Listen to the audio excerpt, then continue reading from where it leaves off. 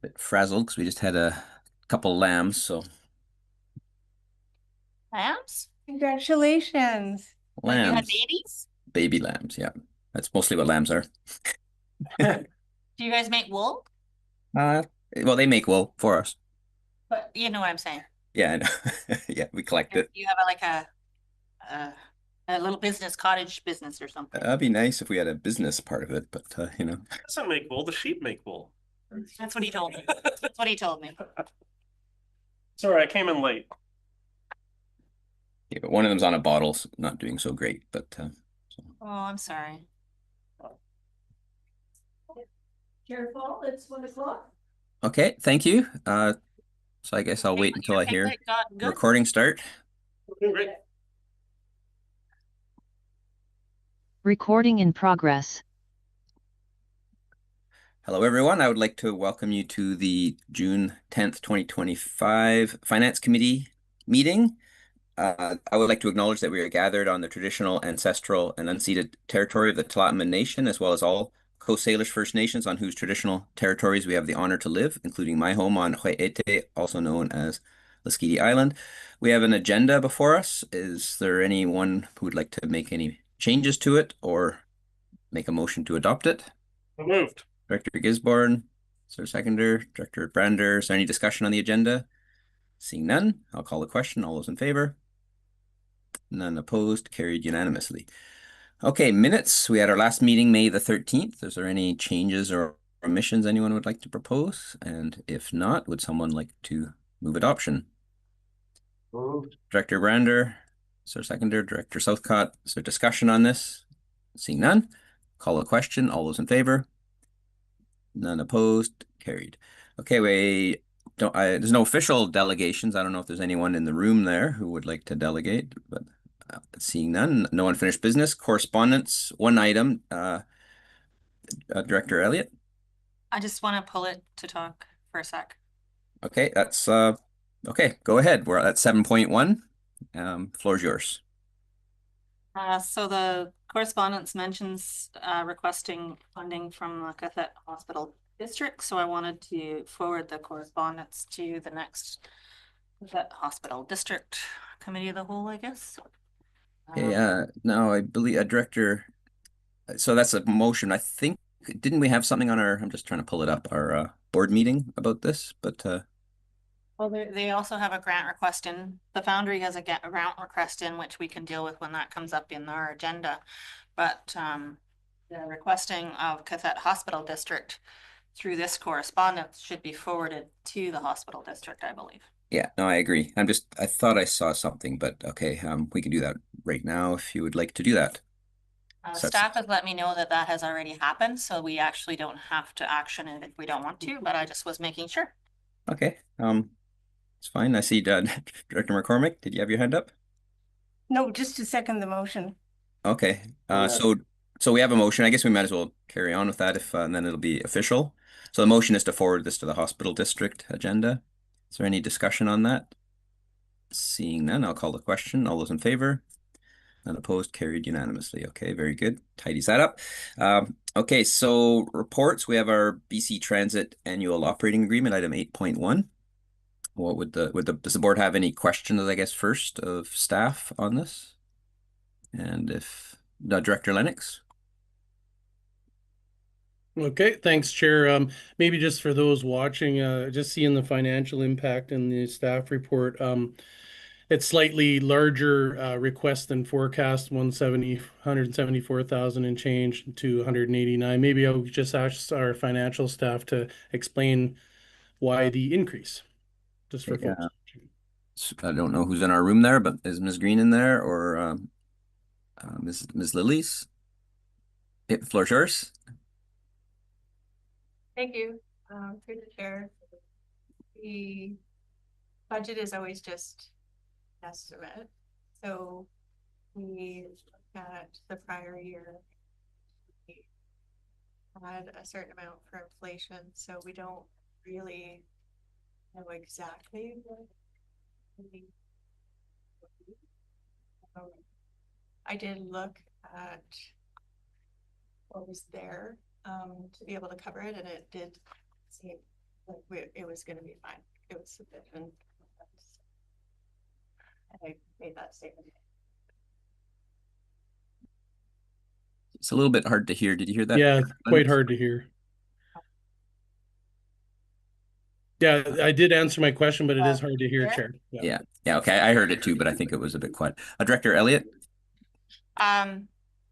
Just to I guess help people here who may not have heard, the amount reflects inflation and the budget that we have is sufficient to cover it, and the actual amounts of the agreement won't be determined until you use them. But it's reasonable to assume there will be some inflationary cost over the actuals from last year. Thank you. Thank you for that. CAO? Oh, CAO? The chair, I'd like to ask Pat Devereaux to comment on it as well, because I do believe that there's been a change, or there's going to be a future change in service delivery, which may affect the overall cost. Okay, thank you. Mr. Devereaux? Yes, my Chair. The budget put forth by BC Transit includes the planned expansion of the extra day of text data in 2026. So as you may know, that the BC Transit goes on a fiscal calendar. So the first 3 months of their budget for 2026 includes that planned expansion to text data. And I spoke with Mr. Ringma, Chair, and he will be here on the 25th, the board meeting as a delegation, and will give BC Transit's planned updates and how that's going to come about. Okay, thank you for that. That'd be very good to hear from Mr. Ringma. Always is. Okay, board or committee, is that there further questions on this item? And if none, would someone like to make a motion of some kind? Director Gisborne, is that the recommendation? And Yep. Director Elliott? Okay, thank you. Is there any thank you, Director Elliott. Question or discussion on that motion? Seeing none, then I'll call the question. All those in favor? None opposed, carried unanimously. Okay, now we're on to the big piece in our agenda here, which is financial assistance 2025. There are looks like 17 sub-items. They're all separate, so we'll handle them individually. Before we dive into it, I guess I'll offer a round of questions for staff on this, and maybe if staff have an explanation of anything they'd like to explain. And in particular, it might be useful, just to make sure we allocate things if committee members raise any issues that might not fit in with the other items. And otherwise, then we can dive into them and start moving them one at a time. Don't see any hands up. Director Lennox and then Director Elliott.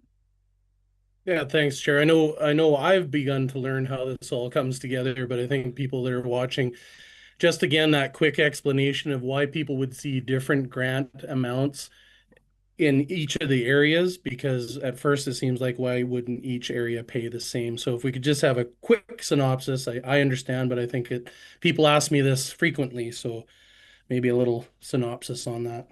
Okay, thank you. And I'll hand that question to Ms. Lilly, so I believe in the room, and and with appreciation. There a lot of work goes into this on staff's behalf. This is a huge lift every year by all of our financial staff, and I just would like to acknowledge the efforts they put in. Ms. Lilly? Thank you, through the chair. Could Director Lennox please repeat the question? The question is, I guess, a general synopsis of how you arrive at the allocations, where the decisions are made of whether general grant and aid or the local area grants and aid, or how they get subdivided. Is that fair enough, Director Lennox? Yeah, and it does stand out that Area A looks like numerically always pays significantly higher. I understand now, but I know lots of people don't understand that. Thanks. Ms. Lilly? Thank you, through the chair. The distributions are based on who like in the applications, the applicants describe who benefits from their services. And so we base the recommendation on the people basically in those areas that would benefit from those services. So it's just a very simple way of splitting it up, but the general is for everybody, obviously, and then where you have distinctions between B, C, D, or E, it's just based on who we think, well, based on the application, who they're stating will benefit. Thank you. And I'll just add to that, I think part of Director Lennox's question, I think, is an answer, which I'll confirm with staff, is that Area A often looks like it's carrying more of a weight than the other areas when there is a division, and that's due to the differences in assessed values, just that Area A has a greater assessed value. So it's when it's divided up proportionally based on assessed value, that's more or less how it works out. So you could look at it as a bad thing for Area A to have such high assessed values, or a good thing. It depends on your perspective. Is that more or less correct, Ms. Lillies? Thank you. Through the chair. Yes, that is true. And actually you can see in the attachment, the distribution. So it does make a little more sense on page 17. At the top, there's the converted assessment. And that shows you the distribution percentages. That's great, thank you. And it doesn't necessarily mean for the people in Area A that they pay more per household, because there's industrial land there that Thank you. also contributes. So I think that's a big piece of the puzzle here. It's not, it doesn't it's not that the houses are worth more. Maybe they are, but I think it's because the amount of houses exactly is probably about the same per household. It's just there's a utility that other areas aren't as fortunate to have. Thank you. Okay, so hope that helps. So I think Director Elliott was next up. Thank you, Chair.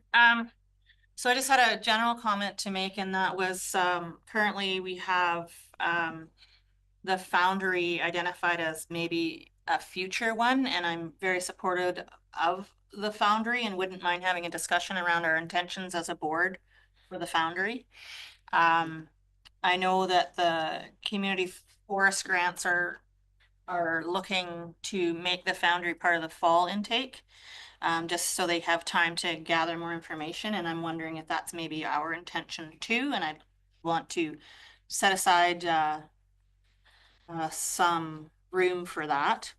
And then my second comment, as we get into our conversations, is the community forest is also recommending and been recommended by our committee of the whole, or committee of the whole, to council to do a grant for the trail riders. And this proposed trail riders grant is to come from general, which is kind of causing it to be disproportionately coming from the city. And so I'd be interested in trying to split that differently. Okay, thank you. So I believe staff, the second part, I guess board can debate when we get to that point. Yeah, I just want people to be prepared to understand that I want to get into that at some point. Yeah, sets us up. Catch you by surprise because sometimes when we go one by one, it doesn't adequately take care of the entire picture. Exactly. That's why I'd like to do this. So staff had some answers, I believe, for the Foundry. Ms. Morrison may be able to help here. Yes, through the chair. My comment was actually back to the question of how we determine the funding distributions and things like that. And I would just like to add that as general includes the city and the Shishalt Nation as well in that section. Combination, sorry, in that contribution, where the applications have stated that they have applied for or received funding from the city, we do not recommend that they then have to contribute again. So that is where you'll see the ABCDE split or the ABCD split is on applications where funding has been received from the city. So being that the city contributes to general, we then don't add them to that. Where you see the application funding as recommended through general, we have confirmed that they have not received funding through the city. Thank you for that. And I don't know if any of our staff in the room have an answer in response to the Foundry question, which I identify as sub item 13, and we've already handed to the hospital district, but other information that might be relevant related to the Foundry's request from the regional district or the hospital district. Sorry, go ahead, Ms. Lillies. Thank you, through the chair. The Foundry, as the correspondence noted, they have determined that you fall under the act under the Hospital Act, so they would be recognized as a hospital or healthcare facility, and that precludes them from being or receiving a grant and aid through this type of grant and aid. Right, you could fit in one or the other. So the hospital district will address their ability under the hospital district. CAO? Chair, may I ask staff where we're at with the overall nest egg? Is there any funding left available in any pot? Because I think if there are any discussions further on down the road today, the directors will want to know if they have any funding to play with. If it's all tapped, it's a moot conversation. If there's monies available in general or anywhere else, then they know that they do have some ability to play. Mind you, they have to then still respect the distributions. Thank you, CAO. Ms. Lillies, maybe that would be a useful thing for us to get started at, where I guess is our total amount, and then the amount, if we accept the recommendations, where does that leave us?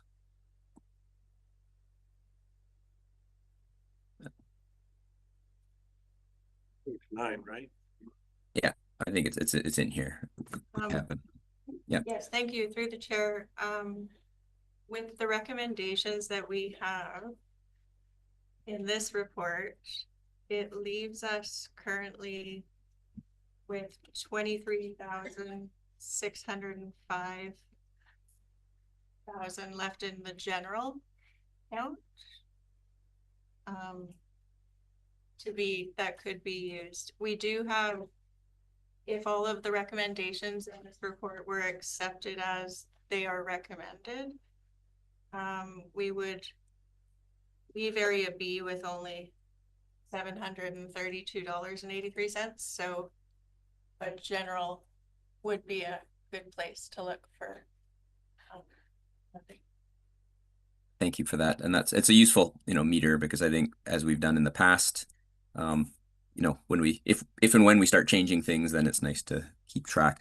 And the other point is I'd like to raise before handing it over to Director Gisborne is that even if we don't necessarily, if there's other questions that we need a bit more information on or time, that doesn't mean we have to resolve everything. We know from past years we have sometimes taken an extra meeting, the July meeting, to resolve. But hopefully we can resolve most things and move on and help groups have certainty. Go ahead, Director Gisborne. I do believe Director McCormick had her hand up first, so I will hand the floor to her first. We'll defer to Director McCormick. Go ahead. And thank you, Director Gisborne. Yeah, I've been struggling to understand as well, like why some things are general and why some are area. So following your explanation, which is that the city contributes separately to those organizations, looking at Texada's Sandcastle, and that's ABCD. I think last year it was general, but I'm just wondering, does that mean that the city has contributed to that event?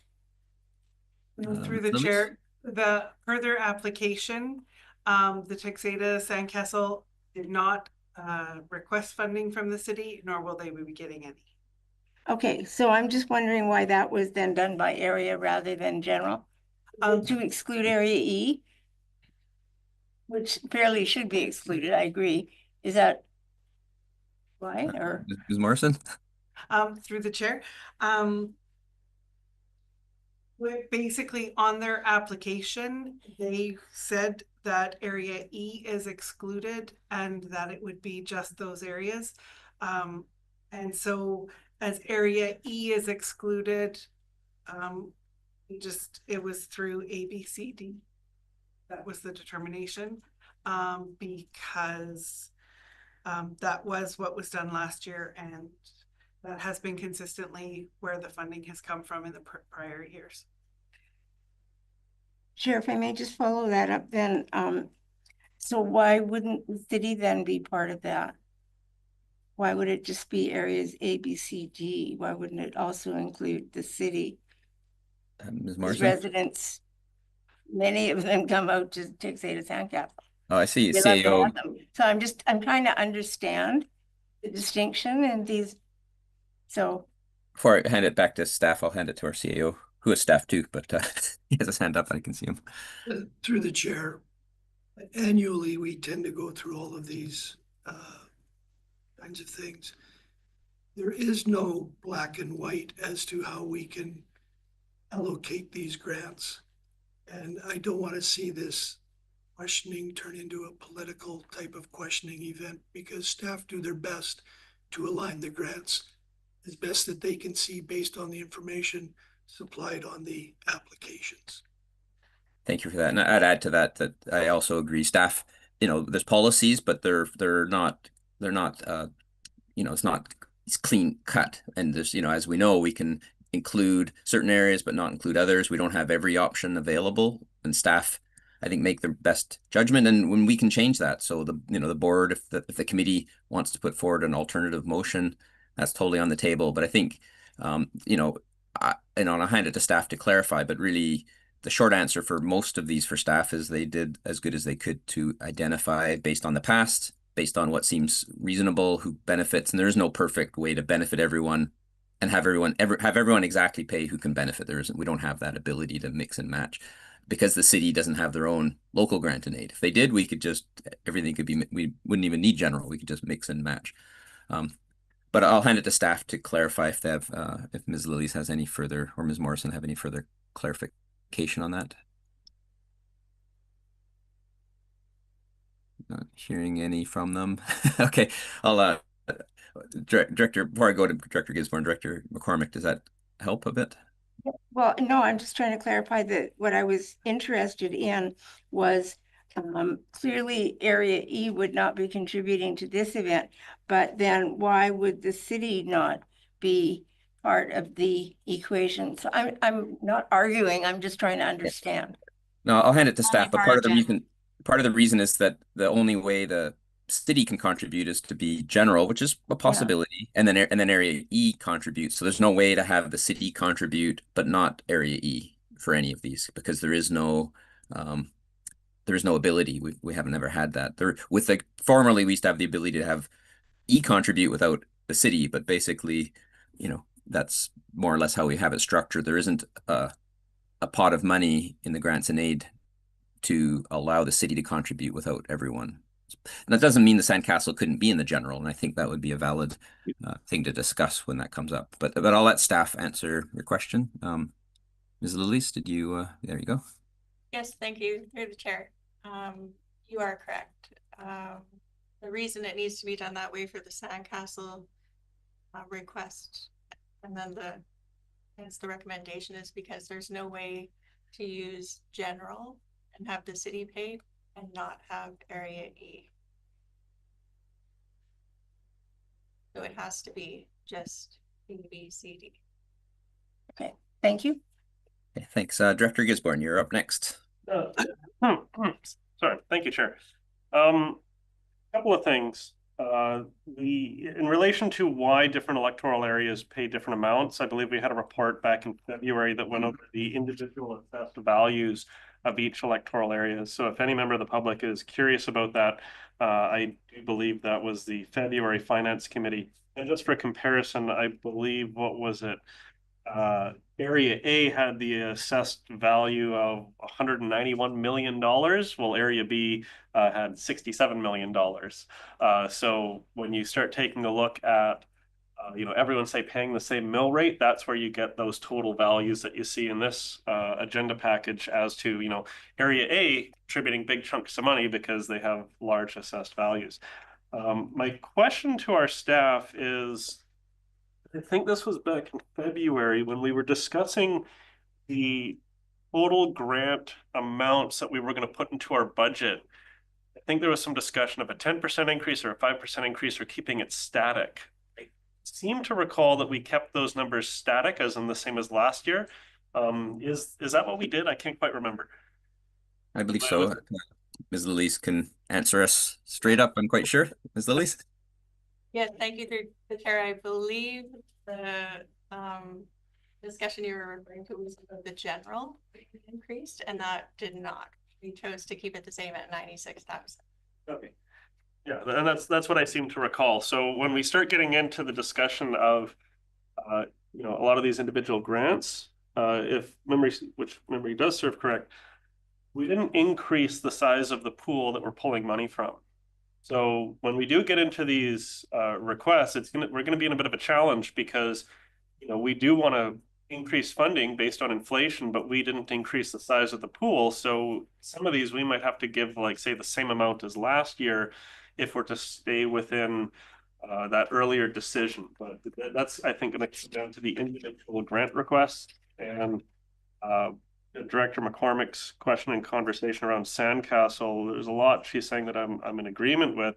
I think the situation is that we got a bit of a leftover from using the economic development service, and now that they've been moved into individual electoral area grants, it's just one of those things that's kind of handed over. I really look forward to digging into each item individually because there's a number of items here that I would go, hey, this should go general grant or this should go different in different amounts.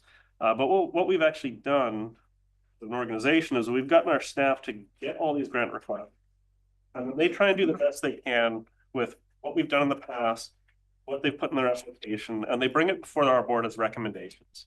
So we, as the board, get to decide.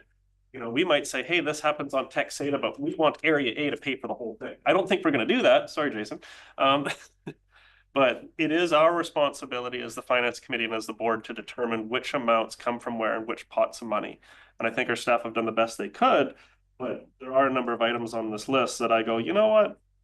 I see the reason why it's come before us, but it's our job to figure out which amount comes from where. And I look forward to digging into each item. That's it for me for the overall picture. And before I offer round two, I'll just add to that, which I think hopefully our process is moving us a bit towards where staff can do the objective assessment and bring forward recommendations based on our policy as objectively as possible. I know it's not easy and there is subjectivity in there, but not political subjectivity, just not being certain about which category something goes into. And when it lands on our desk, we can debate and we can change, and we can overrule policy and we can change things and move things around to fit. And then we're also the ones that face the public when they get what they get. So so before I go over to Director McCormick, I'll see if any of the directors who haven't spoken wish to speak. And seeing none, I'll offer round two, and then maybe we can hopefully get into motions. But Director McCormick? Yes, thank you. And this question is regarding the application from the Wild Ocean Whales Society. And Chair, is it, because this question is specific to that particular application, is it better to ask it at the time? Will staff be able to then answer questions, or do I have to ask all those questions now? No, we'll be able to talk on talk about each one specifically when we get to it. But and if ask questions. Yeah, and ask questions. I think okay, that would be thank you. I'll I'll hold off then. Thank you. Okay. Great. So not seeing anyone else. So why don't we try to get into the next level of this? So the first one, if we, unless we do them out of order, but we'll do them in order, is everybody deserves a smile. And the staff recommendation is to grant the request, the full request, and divide it up proportionally among areas A to D based on assessed values. Moved by Director Gisborne, Director Brander seconded. Is there discussion on everybody deserves a smile? Director Gisborne? Yeah, we had a good presentation, and the applicant, Matt Fraser, said that one of the things they're working on is being self-sustaining, as in they're trying to work towards not asking us for more money each year. I've noticed their request hasn't really increased like really at all over the several years. However, their distribution demand has increased fivefold. So they're actually producing like 5 times as many of those bags. So with the direction that Everyone Deserves a Smile is pursuing, rather than asking for more and more money as they're scaling up, it makes me actually very, very happy to support them with this nominal amount. And I look forward to seeing them continue their journey of self-sustainability. And I really hope the community continues to step up and help them out to keep the costs on the overall taxpayers down. So I'm happy to support this one. Easy. Thank you. And I concur. They've been very modest in their requests. They haven't gone up, and they have been increasing their service that they provide to the community. So it's easy for me to say since he's not in there. But one day they'll have a EDAS that comes to Liskidi, but now is not right the time. So is there any further discussion on this item? Seeing none. So it's as in the agenda. I'll call the question. All those in favor? None opposed. That carries unanimously. Okay. Item 2, the Orug Trail Society. There's a recommendation to approve 23,000. Director Brander. Move the recommendation. Is there a seconder for that? Director Gisborne. Is there discussion on this item? Director Gisborne. Yeah, ORUG has always been a bit of a challenge. They typically ask a lot more than what we give them, and they represent a number of groups in the community, the Bomb Squad, the PR Pause, and a few other organizations as well that are doing a ton of incredibly good work at making community trails. It also makes me think that maybe there's an opportunity there for the regional district and Ministry of Transportation lands, which for those that were at our Modi meeting, I think there might be something there. But we haven't increased what we've given them. I think was it 2023, we gave them 23,000. Last year we gave them 23,000. And then the motion right now is to give them 23,000 again.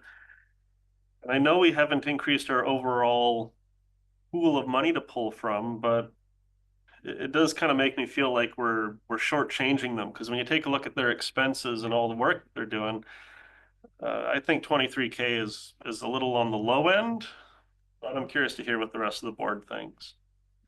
I'd be happy with 25,000, which would be a 4.5% increase each year over the last 2 years to get us to roughly there. Haven't increased our pool size. Thanks, Chair. Okay, thank you for that. Is there any other discussion on the ORUG request? Okay, Director McCormick. Just thank you, Chair. To kind of address Director Gisborne's point, it's my understanding that we have a multi-year agreement with ORUG. No, we don't. Offered and declined. Okay. Okay. All right. Thank you. That answers my question. Yeah, I think we talked about it, but I don't think it happened. Yeah. Okay, is there any further discussion on this? So if I see none, then Director Brander and then Director Elliott. I'll make the amendment to change to $25,000. Second. A second is okay. So we're on discussion on the amendment. So adding $2,000. Director Lennox. Thanks, Chair. And this just reminded me, because as we go through this, we are going to be seeing like what's left in the pot sort of thing. And I just happened to be looking at page 9 of 288, quite a large report. The comment earlier is that we had 96,000 in general grants. The list on page 9 says 84,000. So I'm just wondering, just want 100% clear that it's 96 versus 84, and maybe I missed something. Thank you. Yeah, I'll ask staff to explain that, but I believe it's obligations that we've already committed to. But Ms. Lillies can explain better than I. Thank you, Group Chair.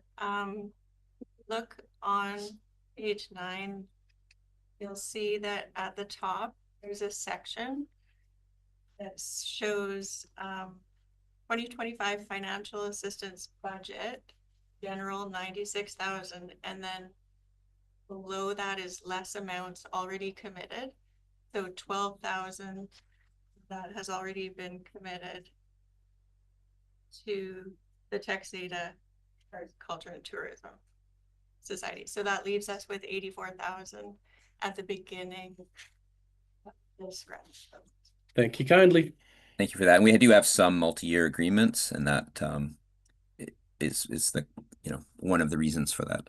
So they get to come on, they get their funding before we get the starting point here.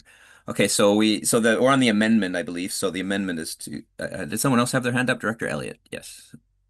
Yeah, so I'm against the amendment.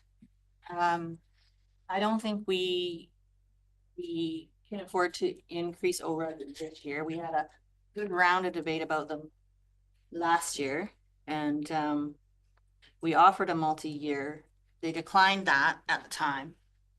And this year, I think we have considerable priorities, including the Foundry, that I do not want to compromise our ability to fund, because they are a shorter term project that requires some capital to put a much needed health service into our region. And whether we do it through the hospital district or whether we need to do a grant here does need to be figured out, but I don't want to compromise our ability to fund that before we even get out of the gate. So my recommendation would be to not pass this amendment. And once we sort out the Foundry issue, if the ORUG wishes to come forward at that time for second intake, that they could do that. But at this point in time, we leave it as is. Thank you. Was there Director McCormick? Thank you, Chair. I kind of also support leaving it where it is. This is what we had planned for ORUG. I think certainly next year is an opportunity to provide an increase, but also this is only a committee meeting. It can still be changed at the board. And so I'm thinking that it should be supported as is written for today.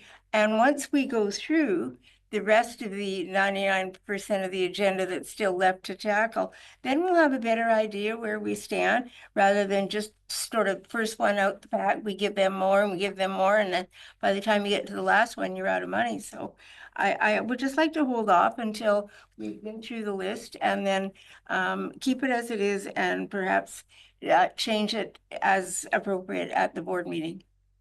Okay, thank you for that. Is there any other discussion? We're on the amendment, Director Gisborne, and then Director Southcott. Go ahead, Director Gisborne. Oh, thank you, Chair. I'm fine with the $2,000 increase, because if we don't change the 2,000 increase and we leave everything else as is, I believe that gives us $23,000 left over in general grant and aid. I am hearing some kind of apprehension around whether or not we go this route, and I'm wondering, is there a desire to table this motion until after we deal with the Foundry? Because yes, we could leave it to the board, but it is nice to have a good discussion. I'm fine with 2,000, but even then, even if we go with 25,000, right? Yeah, 3,000. Sorry, if we go to the 25,000, we could still amend that at the board. So it's half a dozen of one and 6 of the other. Thank you, Director Southcott. Yeah, thank you, Chair. This is kind of a little bit another step. I take the risk of taking another step down this road, but this is a question I think perhaps I need an answer, and maybe now is the best time to ask the question. As far as the because I'll just preface by saying that the Foundry is also very important to me, and I believe to a whole sector that I've been committed to, of our community for many years, and that's the youth. But I don't understand how the Foundry may be granted money through the regional hospital district. And I know the financial mechanism of the RHD isn't the same as the boards, but I wonder if I could ask for just a little nutshell of explanation how that might work, just so that I have a better idea of what opinion to have at this table. Okay, that'd be useful. Thank you, Chair. Because we have a recommendation we've already sent that request to the hospital district. We have a recommendation to to do that in our application in number 13. But I'll hand it over to Ms. Lillies and she can explain it better for us. Yes, thank you through the chair. The regional hospital district is allowed to provide capital funding to facilities. It's my understanding that there shouldn't be an issue unless there's something I don't know. Thank you. CAO? And through the chair, I'll read straight from the Act. 20B, to grant aid for the establishment, acquisition, reconstruction, enlargement, operation, and maintenance of hospitals and hospital facilities.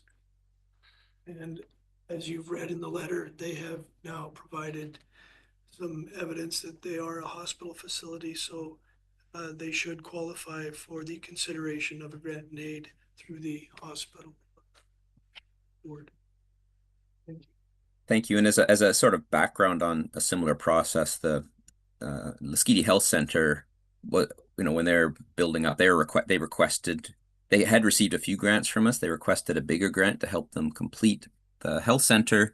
They were denied for the same reason, and then referred to the hospital district. They ended up being, getting a letter of recognition from Island Health, and the hospital district gave some funding to the hospital, to the health center, to finish their construction. So that is a very similar process, I think. Thank you, Chair. Just if I may, just a tiny other question here. Timing wise, does that mean that then it would go into the 2026 budget, or is right? I'm assuming that would be the case. Well, we do have reserves, but I'll let staff, CAO can help maybe there. The chair, no, I think if you consider it at your next hospital board meeting, actually approve the fundings to be released in 2025. And for all intents and purposes, I believe the chair is right that it would come out of our reserves. Thank you. Excellent. That fills it in 100% for me. Thank you very much, Chair. You're most welcome. Okay, is there any further discussion on, so what we have before us is the amendment to add $2,000 to the ORG request to increase it from 23,000 to 25,000. This is just the amendment. So seeing no further discussion, I'll call the question on the amendment. All those in favor of the amendment? And those opposed to the amendment? It fails. Director Lennox, were you in favor or? Yes, I was in favor, Chair. I was opposed. Okay, so we're back to the original motion, which is 23,000. Is there any further discussion on the 23,000? Let me pin the. There we go. Okay, so seeing none, I will call the question on the org recommendation. All those in favor? None opposed. That carries. Okay, that's org. Okay, so the next one is the Powell River Therapeutic Riding Association. The recommendation is to approve $6,000 from general grants and aid, similar to we've done it in the past. It might be up a little bit. I can't remember. What would the committee like to do with this? Director Gisborne? Yeah, before I make a motion, I just wanted to point out that the last 2 years we gave therapeutic riding, I believe, $5,000 a year. And now this year the request is for $6,000. Myself, I'm okay with 6, though that same kind of concept of the earlier discussion of 4.5% increase each year based on 2 years ago would actually give us 5.5 thousand. And I know that we didn't increase the size of the pool this year, so I'm just wondering the committee's appetite for either 6,000, which is the recommendation and the request, or maybe 5.5 thousand. Which I don't want to come across as though I don't support therapeutic riding, because they do incredible work. And this is the first time we get Director Elliott to be here. Thank you, Director Elliott. Thank you, Chair. I first wanted to address that in past years I've declared conflict because I used to be on the board of directors of therapeutic riding. As of last December, I am no longer on that board, and so I am no longer declaring conflict. And so I just wanted to explain that, so for the public following along, that they would understand what's different about me this year. And I'm in favor of making the recommendation in the package. Thank you. And I'll second that. Okay, so was that a motion, Director Elliott? Yes, please. Thank you, Chair. Okay, seconded by, since Director Gisborne's willing to second it. We have a motion on the table for $6,000 from general grant and aid. Further discussion on this recommendation or this motion? Seeing no hands, I will call the question. All those in favor? None opposed. That carries unanimously. Okay, on to number 4, which is the Townsite Jazz Music Festival, which the recommendation is to grant their full request with it divided among areas A to D. Is there any questions first, or does anyone want to make a motion? Director Lennox? Yeah, Chair, sorry, I'm just trying to follow along on one screen here, but I think it's also important to note that there's a request to enter into a 3-year funding agreement as well. Yes, quite correct. So that's all part that can be made with incrementally increases. Right, with yeah, so I should note that. Yeah, and the request is, it looks like around was it $5,000? Is that something like that? Just verify. $6,000. Okay, so it's $6,000 from areas A to D. Okay, what would the committee like to do with this? Director Lennox? I'll move the entire recommendation. Okay, thank you. Is there a seconder for that? Director Brander? Discussion on this item? Director Gisborne? Yeah, this one's been a bit of a challenge for me because I took a look through the history. And it can be a little challenging, of course, post-COVID. 2023, we awarded $4,000 to Townsite Jazz. 2024, $6,000 for Townsite Jazz. And now the proposal for this year is another 6,000 this year. But then it's a 3-year funding agreement for 6,500 in 2026. With 6,000 to 6,500, yeah, it's just a $500 increase, but it represents an 8% increase, and we haven't increased our overall pool of money. And then the next year, it's another $500, and the next year, another $500. And, you know, things are financially difficult for both taxpayers and other nonprofits in the community, and there's only a limited amount of money to go around. And this doesn't appear to me like the Townsite Jazz is doing kind of what the everyone deserves a smile, which is, you know, becoming self-sufficient. It's like they're becoming increasingly reliant on our grant funding. I want to continue to supply the grant funding, but if the way the global economy and how Canada fits in it continues to be challenging, it makes me wonder about the long-term sustainability of our grants for organizations that keep needing more and more every year. So I'm okay with, I guess, the 6,000 for this year, but the 3-year funding agreement to me has a bit of a pause. I'd be fine with a 3-year funding agreement if it, you know, was like $6,000 and then it went up by essentially like the ECSP Consumer Price Index. Yeah. But a $500 increase each year, all the way up into 2028, kind of, it means that like we're speaking for the next board and we're giving the increases each year, whereas other entities that are asking us for money aren't even getting their full amounts and they're also struggling. So I'm not going to split the motion, but I'm in favor of the first bit, but I'm not in favor of the second bit. It's not out of the question to split the motion if so desired. Director Lennox. Yeah, thanks, Chair, and I appreciate Director Gisborne's thought process on that, and I would be prepared to at least hear the other directors around a splitting of the motion, because I agree that the first part is pretty straightforward. But I do think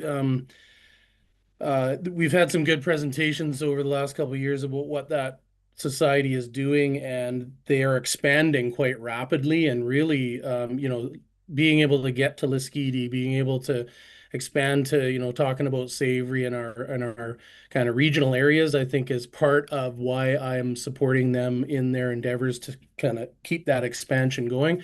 I do agree that self-sustainability is the ultimate goal, but it's tough for these types, you know, especially music. We hear programs all over the, you know, Canada and the world cutting these programs that are crucial for our youth. So, you know, I there's a balance there somewhere. So I'd appreciate hearing from the other directors, but I'd still be prepared to see those increases.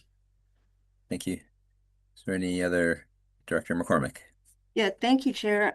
I would like to request that the motion be split. The first 1, 2, 3, 4 paragraph as one, and then the last as the second one. I second that. So it doesn't need to be seconded even. It's just it is done. So Okay. so that means it's already been moved and seconded. So we're right now on the table is just the first four parts. So the funding for this year. Thank you. So so maybe we can continue with discussion on that and then defer discussion on the 3-year agreement for a moment. So any further discussion on the $6,000 for this year, Director Gisborne? Yeah, I'm fine with the $6,000, but I guess my last question on this first bit, which I'm fine with the 6,000, is Townsite Jazz has provided entertainment services on the Skeety Island. So I'm just wondering, should we also include electoral area E in this $6,000 grant request? Would that be something the Skeety Island would be able to stomach? Skeety Island would probably be able to stomach. We have actually in the past, if you may recall, in the past, I did make a motion after they came to Skeety. There are no plans for them to come, but Skeety does generally benefit. So if the assembly wishes, that's fine. Yeah, I'd move that electoral area E be included in this $6,000 grant request. I'm not going to do all the math right now because and I don't think we necessarily need those exact numbers right now, but I'll make that motion to include area E. Director Elliott? I think it's fine if that's what we want to do. I think the numbers could be. Sure. Oh, sorry, CAO? Have we got a second to Mr. Director Elliott just did. You seconded it? Yeah, I'm okay with that. Okay, sorry, I didn't catch Okay. that. Yeah, I'm trying thanks. to keep the Yep, movers no, and that's good. Good shaking. Way to go, CAO. So anyway, my comment was that maybe we just make a general motion that it would be the 6,000 split between A, B, C, D, E, and leave the numbers to staff to come up with when it comes forward at the board meeting. However, I don't know if that keeps us on track for what's available in each. A, B, C, and D will go, availability left over will go up a tiny bit and E's will go down and once it's redistributed. And so if that becomes an issue, I guess then we have to figure it out. I believe it would be about $400 in total. You know what? You're math on the fly guy, so I don't have to worry about that. So does that make it easier? Maybe I'll ask staff because coming up with numbers on the fly can be a challenge. So Ms. Lillies, what's easier for you? Should we make a general motion or do you have numbers? Ms. Lillies? Thank you, through the chair. You're very close. It was $345.22. And we are able to do that. We've got the spreadsheet open. We should be able to answer any, on the fly questions and keep updating. Okay, so area A would go down by $50 or something. But yeah, I thought it would be in that ballpark. So I'm fine with that. And I don't think we need to list out the exact numbers. We'll see it on the agenda. We know what the issue is. So the amendment is on the table is to add area E with the appropriate amount. And that can be showing up on our minutes. Is there any discussion on this item then? Seeing none, then I'll call the question. All those in favor? None opposed? That carries. That was the now, was that an amendment, CAO? Okay, it was an amendment. So now we're back. That's what I thought. So now we're back with the main motion, which is as area A to E. Seeing no further discussion, I'll call the question. All those in favor? None opposed. Okay, so now we're on to the second sub-item, which is the 3-year funding agreement. And is there any further discussion on that? I have a point I'd like to make. Director Elliott? I think I would be more inclined to the 3-year agreement if it didn't climb each and every year. Because that provides a surety. It gives them the benefit of not having to apply every 3 years. They know what their budget is. It's not so great for us when we don't know what our priorities are for those 3 years and to have them going up every year when that might be at the cost of other people or other priorities. And so I think the intention to fund them the same every year would be more palatable to me than one that climbs by 500 each year. Thank you. And I'll add myself on the list, which I would be the one of the main benefits of multi-year agreements is for both parties. It's for the taxpayer, for the QRD to be more certain about what our future financial planning is, and it's for the groups to be able to have financial security and to know what they're doing. I would actually be more in favor of multi-year agreements in general, not just this one, but in general, if they were more based on CPI, because I think equal amounts means the organization is planning on losing out. CPI is flat. That's just, every year they get a little bit more, but in line with their costs. So I think in general, my general preference is that when we have multi-year agreements, that unless there's a really good reason, that I would like them generally to go up with just, have them 3 years for a certain amount with inflation, but that's my own personal opinion. Are there further discussions on this, Director Gisborne? Yeah, I love the idea of having it built in as like a BC CPI. But I think that might be a bit more of a direction to our staff to come up with like an alteration to our policy potentially, or could we just have it in this one? Otherwise, my thoughts are we could just say like $6,250 3-year agreement for 2026, 2027, and 2028. But I'm curious to hear what the CAO has to say about building in BC CPI into multi-year funding agreements. Is that in alignment with our existing policy, or CAO? I know I'm throwing all kinds of stuff to you. Through the chair, he wants to make an amendment to this current motion on the floor that all contributions subject and a base amount, i.e. $6,000, and a CPI adjustment for every year thereafter for 3, something to that nature. Staff can then put that into the agreement, and we can present it to the Downside Jazz Festival. And if they like it, they'll sign it. If they don't like it, well, they've had their opportunity. Director Gisborne? I'll move that amendment. Oh, so we have move that amendment. Is that seconded? Director Gisborne. So is staff clear on what that amendment is?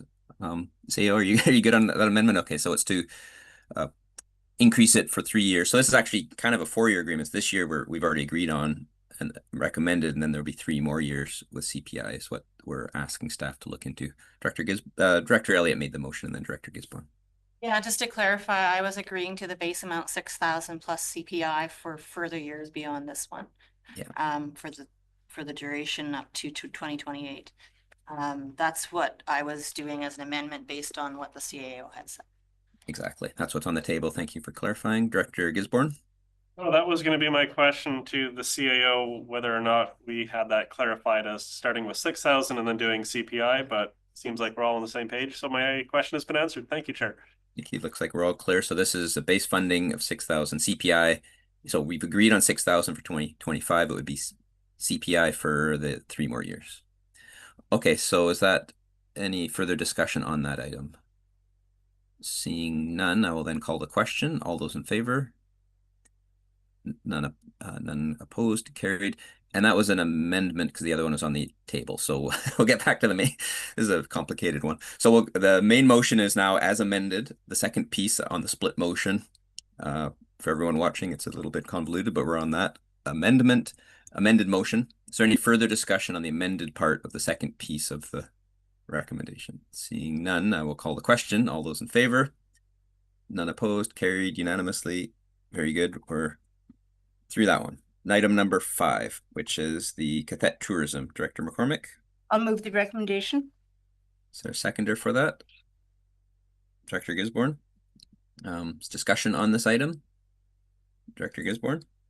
Yeah, I believe when they came in, they said that the federal government had declined their summer student funding program. I believe that was, I'm seeing nods. Okay, that's confirmed. That's very frustrating. The federal government, big talk, but then they cut the funding. My next question though is, do we have a multi-year funding agreement with Qathet Tourism Society? Currently. I think that's in there. Ms. Lillies, I believe we've had one, but Ms. Lillies can answer. Through the chair, page 17 of the report has the upper section of the already committed grants for the year, the agreements. And Qathet Tourism Society is there. That is for operational expenses. It's for 16,000. So that's committed. This is a separate request for 15,000 for their summer student. Yeah. Carry on. Yep. Yeah, thanks. Yeah, that's where part of me has a little bit of a conundrum, because purpose of getting these multi-year funding agreements is so that same entities don't come back and keep asking for more. I understand why they're asking for more. It's going to be a real challenge if they don't get that 15,000. And also part of me is wondering, since the federal government has cut their funding for the summer student, like, how are they going to pay for the rest of the summer students' wages when we only give 15,000? Like, is there another pot of money that the federal government is going to pony up at the last minute? So I'm really on the fence about this one, because we haven't increased our size of our pool. We're having issues and constraints. And we have a multi-year funding agreement with them already. So they're already getting 16,000. So yeah, I'm kind of 50-50 on this one. Your vote will be 100% one way or the other, but Yeah, that's how the vote works. Director McCormick. Thank you, Chair. I very much support this recommendation. I think because of the loss of the federal funds at a time when tourism is expected to peak higher than we've experienced in many, many years, their services are going to be really badly needed. And so because they're the front door for visitors who are new to this region, they're the ones that provide the maps and the information and everything that people need to know if they want to hike or rent a paddle boat or whatever it is. So it's really important that they be accessible to the people, not just in the summer, but in the shoulder season as well.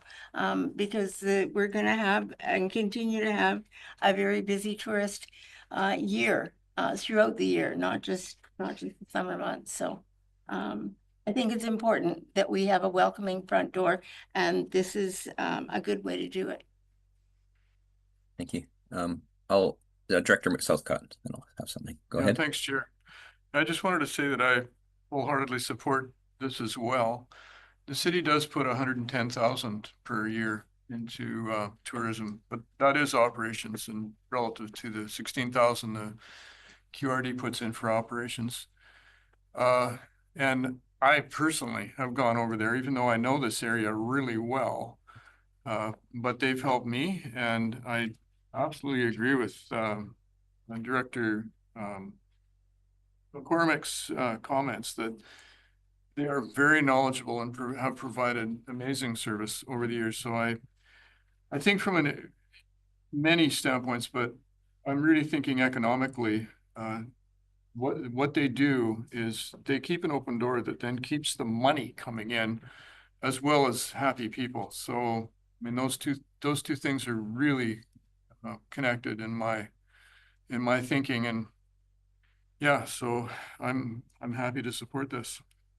Thank you. I'll add my thoughts. I think on one hand, it is a challenge. I concur with Director Gisborne. It's really important for them. They provide this great service. It was a big shock and a disruption for them. So I support this recommendation because they need the money this year. They need to keep running. And I suspect the this $15,000 would more than pay off in a sense, right? I think it brings people in. It doesn't take much to raise that. But where I do have a little concern, which is more for future years, is we have these ongoing support for the operations. This is to fill in a gap created by the federal government. And I really hope and encourage the Tourism Society to seek funding sources so that we're not, doubling the amount and expected to double that amount in future years. So as a one-off, I think it's appropriate to help them and really encourage them to figure out how to make that work. And in particular, maybe we need to do some lobbying to the federal government to, maybe we need to write to the federal government or go through FCM to ask for that program to be reinstated or that grant source. Okay. Further discussion on this item. Seeing none, I will then call the question. Oh, Director Lennox. Yeah, thanks, Jared. Bit of a choppy connection, but I do support this and really echo Director Gismore's concerns about kind of downloading. So I do think there's some work for us to do there. And where this is relevant, I can speak for Area A is there's good, benefits to tourism, but we also need to do much more education for people about impacts in our communities, both environmental, social, First Nations, and otherwise.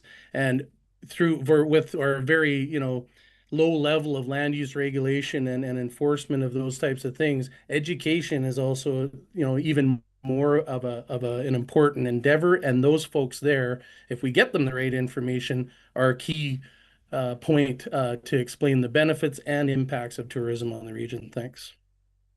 Thank you. Okay, so further discussion, I don't see any. So the motion on the table is the recommendation. I will call the question. All those in favor?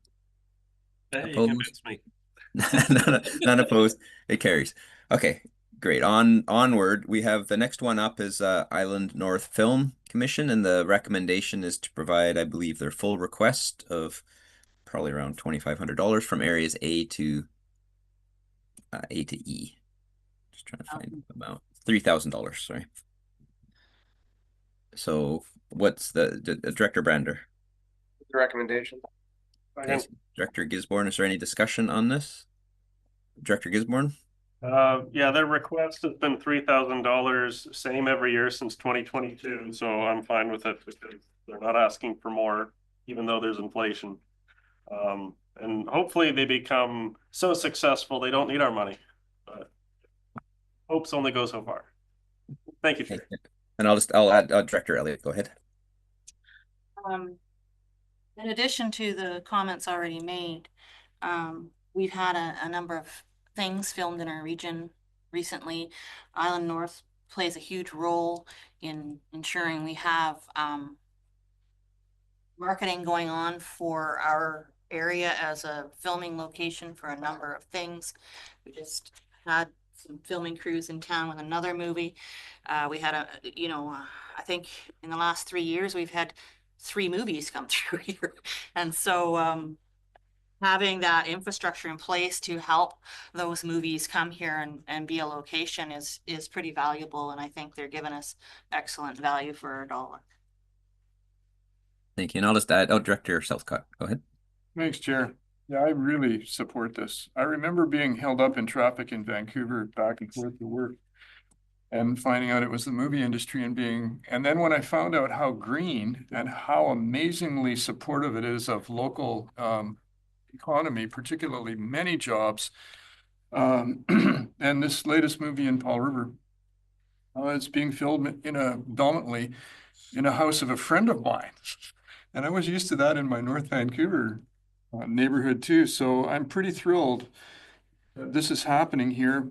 Just the thing I wanted to add is that, or the observation is that this is an industry that I think benefits from other money coming in that, like senior governments or wherever it comes from, because local government supports it. So like our arts community, this money is very likely to be, and I don't know numbers, but it's very likely to be leveraged extensively. So I really support that. Thank you. I concur. Last time I was in Powell River, actually, I was waiting for the ferry and saw all these big vehicles getting off, and I realized that was a mobile film set or film crew or support vehicle. So it was really interesting to see. And even though Lasqueti is expected to contribute here, there's a small chance that someone will come over. They won't come with those vehicles unless they barge them over. But there are some good filming opportunities on Lasqueti, and I think there have been some films made there. So. Okay, is there any further debate on this? I don't see any, so I will call the question. All those in favor? None opposed, carried unanimously. Okay, the next one is Texada Agricultural Group, and the request is for $3,600 from Area D. Director McCormick? I'd move the recommendation, but I believe Director Elliott had her hand up first. Oh, go ahead, Director Elliott. I can also move the recommendation. I was trying to give you a helpful comment on the North Island film. They catalog photos for film locations. So if Lasqueti Island wants to talk to them about getting some photos of film locations potentially on Lasqueti Island, I'm sure they would add you to that catalog. In fact, I'll write about it so locals can send their I can photos. move the recommendation too, Okay. unless Okay, well, I'll let Director McCormick Director wishes McCormick to. move it, and I'll take you as a seconder. So we have the item 7 on the before us. Does anyone want to speak to that? Seeing no discussion, I'll just add my words. I think it's that hearing from the group, I think it's great, and all I could think of is how awesome it would be to have one on Lasqueti, but that's a longer way off. But seeing no further discussion on this, I'll call the question. All those in favor? None opposed? Carried unanimously. Okay, number 8 is Chair, I have to declare a conflict for number 8. okay. We will note that Director McCormick is leaving the meeting for item 8. So qathet Art Council has requested. Oh, wait till she's out. Oh, wait till she's out. But oh, now you're back. okay. Okay, so short one of our systems here, but yeah. So the recommendation is to support $12,000 from areas A to E. Director Elliott? Thank you, Chair. So I know that the city funds this separately through a multi-year agreement up at the city. The Art Council brings in tons of money to our community in that they receive BC gaming grants gaming grants, but also the BC Arts Council provides grants based on leveraging funds that we provide as community support. And so I think it's important that we provide these funds so that they can get their Arts Council grants that come into our community and are helping with tons of programming over the summer for youth and children. And it's an incredible asset to our community. Thank you. Is there any other discussion on that? No, I'll add myself on. I think, I don't I think it's fine for Area E to contribute, even though qathet art is arguably not really over here, but I'm going to really encourage our Lasqueti Arts Council to connect with them, and maybe there can be a better liaison there. CAO? Could you please repeat who moved and seconded that, please, Chair? Oh, so that was moved by Director Elliott and seconded by Director Gisborne. So I think these, just to carry on, these groups do provide a lot of value, and I think the more they talk to each other, and then that way the Lasqueti Arts Council can have some benefit from this as well. So is there any further discussion on this item? Seeing none, I will call the question. All those in favor? None opposed, carried unanimously. Dr. McCormick may come back in unless she's also on community justice, but I don't think she is.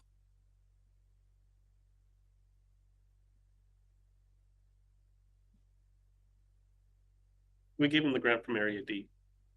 Just kidding.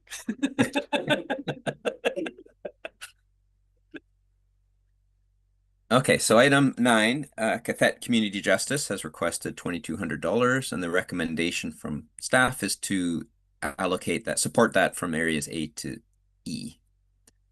What's the will of the committee? I'll move the recommendation, or Director Elliott, you're moving it? I'll second if you've moved it. Okay, I've moved it, seconded, so that's $2,200 spread out. So discussion on this item.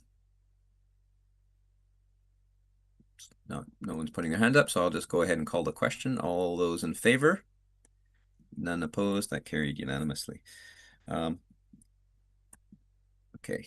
keep up here. So we're on to item 10, I believe, which is request for the staff recommendation to support $5,895 to the Powell River Trail Riders Club to repair the jump shed at the exhibition park. Director Elliott?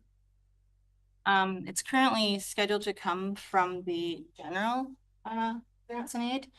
The same project is being funded at the city through the community forest, and we're partway through that process. There was a recommendation from our committee of whole to our council that included the amount requested there for $5,000, and I think the amount here is 5 and change. And so my suggestion is that we not have this come from the general grants and aid, and have it go ABC be, or however you think it should for the trail riders. Okay, so just so we can clarify, so it hasn't happened yet, but there's a high chance that it would be funded by up to $5,000 from the community forest. Is that what you said? Okay. That's the request, and so far it's gone through recommendations at the committee of the whole stage and has been recommended to council. And I think we have a good chance that that will go forward at council. And I don't know that council would feel the same about it if we were also funding it here. So my suggestion would be to not have it coming from the general grants and aid, and I think that leaves us with an A, B, C, D. Having said that, if there's something else that's in, you know, like we talked about the Texada Sandcastle. I know lots of people from our community like to go to the Texada Sandcastle event. We could switch those amounts, and that also allows us to save more in the general grant and aid for some of the health priorities that are coming out of the region right now. Okay, thank you. And before I see Director Gisborne, I'll just mention there will be unless we did some other change, there will be a limit because of the low amount remaining if we continue with the recommendations from Area B and maybe some of the other areas. But Director Gisborne? Yeah, that's the first one, is Area B doesn't have that much money to offer. Their application is a little interesting because we don't get applications from trail riders very often. When they filled it out, they put down the area served is Area B. They didn't put any check marks anywhere else, but it is located in Area B, but it serves the whole region. Myself, I believe that this grant should be paid for the request in full, which I do believe their request was for $23,000. And I think that we should pay for it either out of the regional parks budget or from general grant and aid. If we don't want to go that route, then maybe we actually should move this item in camera. Thank you. Is there any other? Curious what others have to say, and if you want to know why I say that, I'll let you know.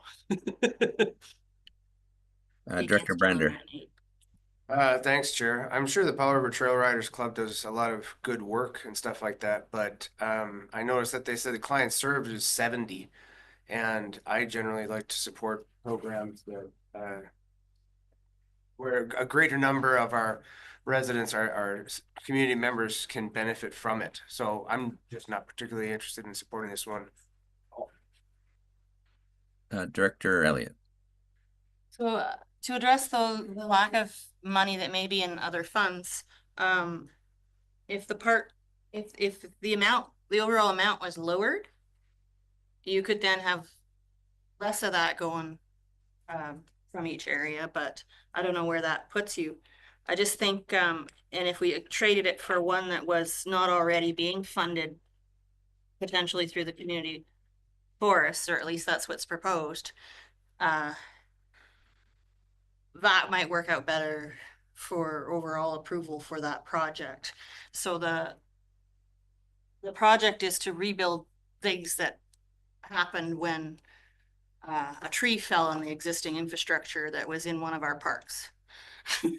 And I guess that the problem was identified, but the tree was never dealt with. And so I think even though they might be a smaller community, they've put all this effort into maintaining an asset that was compromised when we couldn't address the tree before it happened. And I think some support is needed to help that group of people re-establish their asset.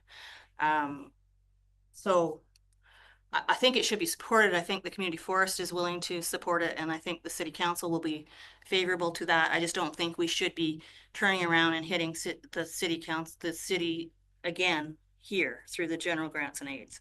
That's my pitch. But if there's less money available in ABCD, whoever's doing it, maybe you just lower the overall amount of the grant. Is there anyone else? Director Gisborne, go ahead. Yeah, I guess Director Elliott got the cat out of the bag. This is in relation to replacing a shed at the Paradise Exhibition Park, which is a provincial park leased to the regional district and then leased to the Paradise Exhibition Park Society. And then they sublease it to therapeutic riding trail riders and the Agricultural Institute.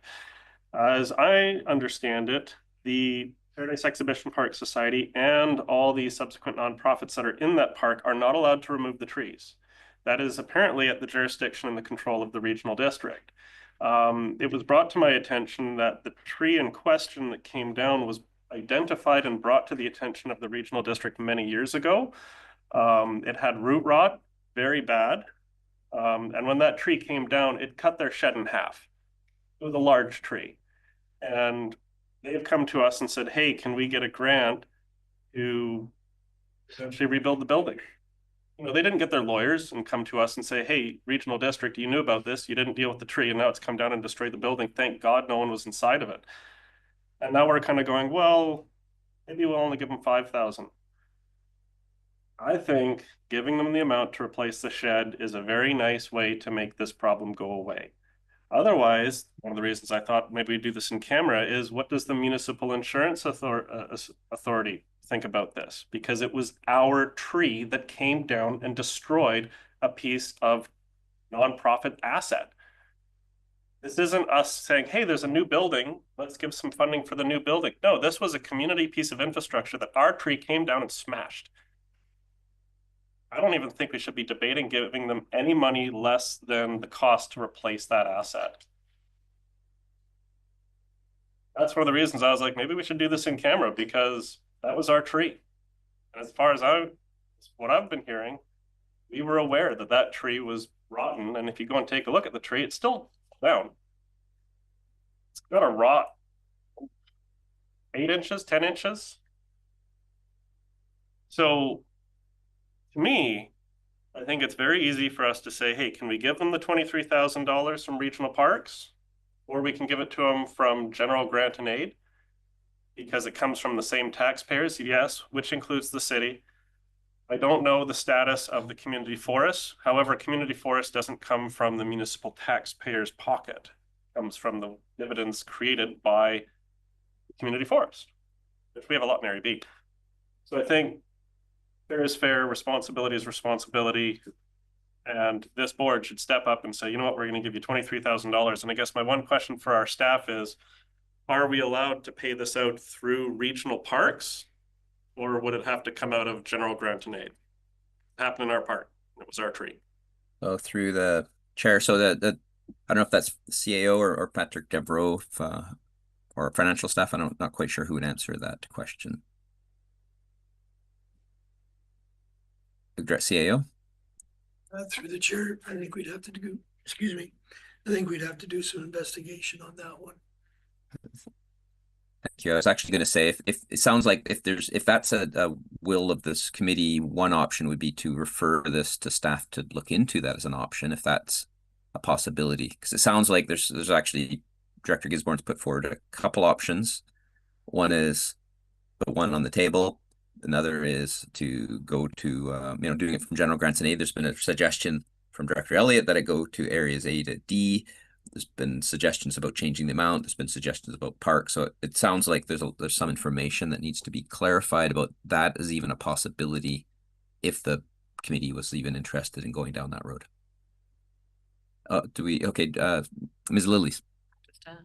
Thank you, through the chair. I just wanted to note that we cannot, if we change it from general to A, B, C, D, we can't do the full 58.95. The most we would be able to do is 47.80, and that would leave us with 1 penny in area B for intake 2.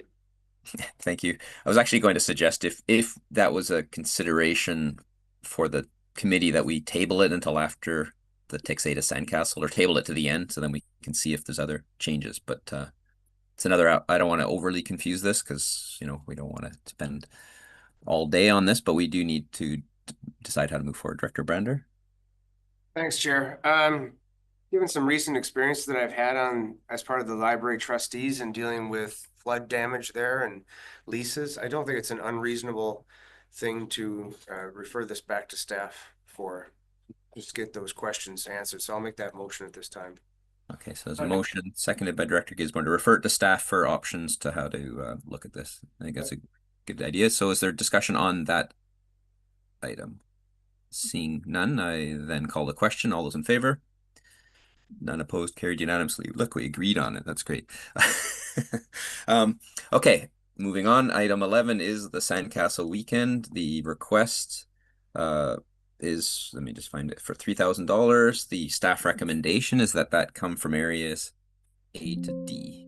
Director McCormick. Yes, I'll move the recommendation. Okay, so the recommendation's been moved. Is there a seconder for the recommendation? Director Gisborne. Discussion, Director Gisborne? Yeah, I was surprised Director McCormick didn't move to take this from general grant and aid, because I heard the comments earlier. This is coming from areas A, B, C, and D.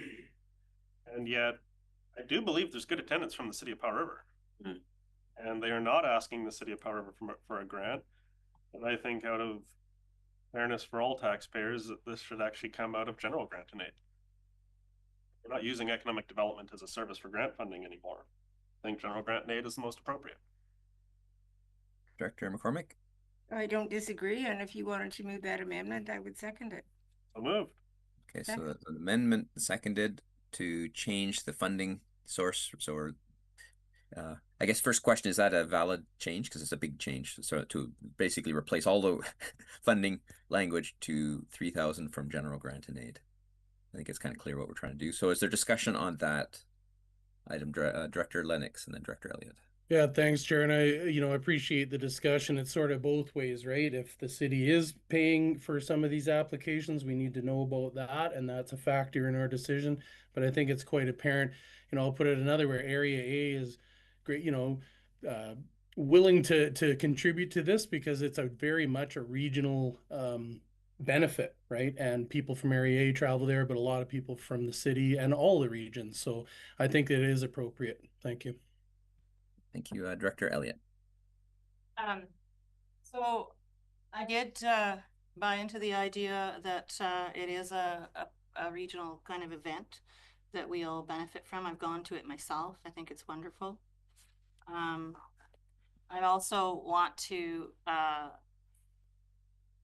say that my support for this is kind of contingent upon not funding some other stuff so that our overall amount doesn't change. And I'm trying to make sure that we have funding for the health priority assets within our area.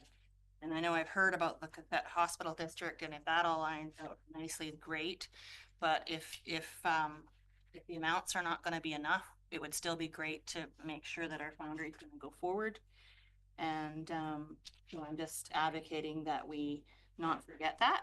And so I'm okay with this motion.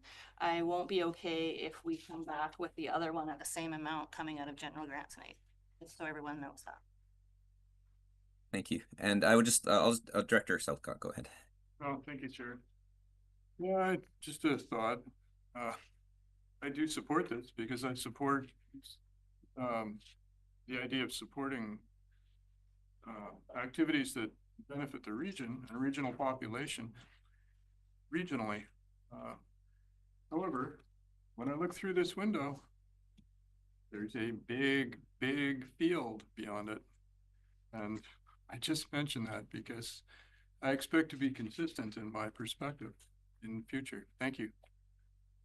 Thank you. And the only thing I would add to this is if we go this way, I got two comments. One, if we go this way, that would free up the option to support the previous item under AD if needed, because that would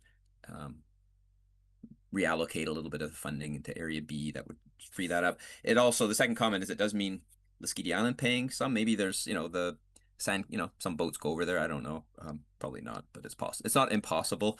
But the amount that Lasqueti would be contributing, it would be pretty minor, less than $100. I think the Sandcastle weekend's a good endeavor. It is, people come from all over, and I think this is a good solution. So, any Director Elliott? If you apply the same rationale to the horse thing, the same thing is true there. So How many people in Lasqueti use the the horse, Yeah, I mean, I don't want to, whatever I the don't think horse, we get into a debate on that, but I think horse thing, the but likelihood of there are connections between Lasqueti and Texada that are a bit stronger, and the boats, go over to Shelter Point. I think that's actually a higher probability, but I don't know. We'd have to survey people. I could do a survey and see if anyone's gone to any of these events. well, and it's even on the right side of the island for Lasqueti to reach by boat quite easily. so- So, I mean, you could whip up there no problem in your little skiff. Yeah, so I'll try to take, Director Southcott's advice of being consistent, which isn't always easy. But okay, Director Gisborne. Yeah, one of the reasons why I think of this as regional and some other things, they can kind of argue whether they're local. Trail riders is a good thing to bring up because while their clubhouse is there, they do a lot of trail riding all over the place. But say I lived on Savory Island and I was like, hey, I want to go do trail riding. Well, there's trails on Savory Island. For something like Sandcastle, I'm like, hey, maybe Area B could do a sandcastle in Area B. Well, Area B doesn't have any suitable beaches. I think would be hard pressed to find any beach in our region that does the job of what happens over there on Texada in that capacity. Like, it takes very specific conditions in terms of, sand and kind of aggregate material to form good sandcastles. And also have that in a location where the tide doesn't destroy it in like 10 minutes.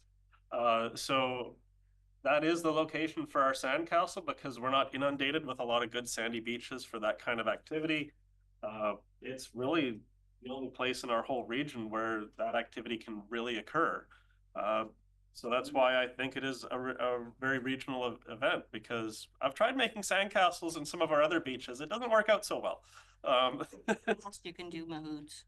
Director Maybe McCormick. mahoods, but Yeah, thank you. And just to say that it's on a circuit, there is a sandcastle circuit, and there are some really masterful castle builders that come to Texada, and the creations from octopuses with legs that go in and out, and mermaids, and they're really cool. So I invite everyone to come over for Texada Sandcastle, August 11th and 12th.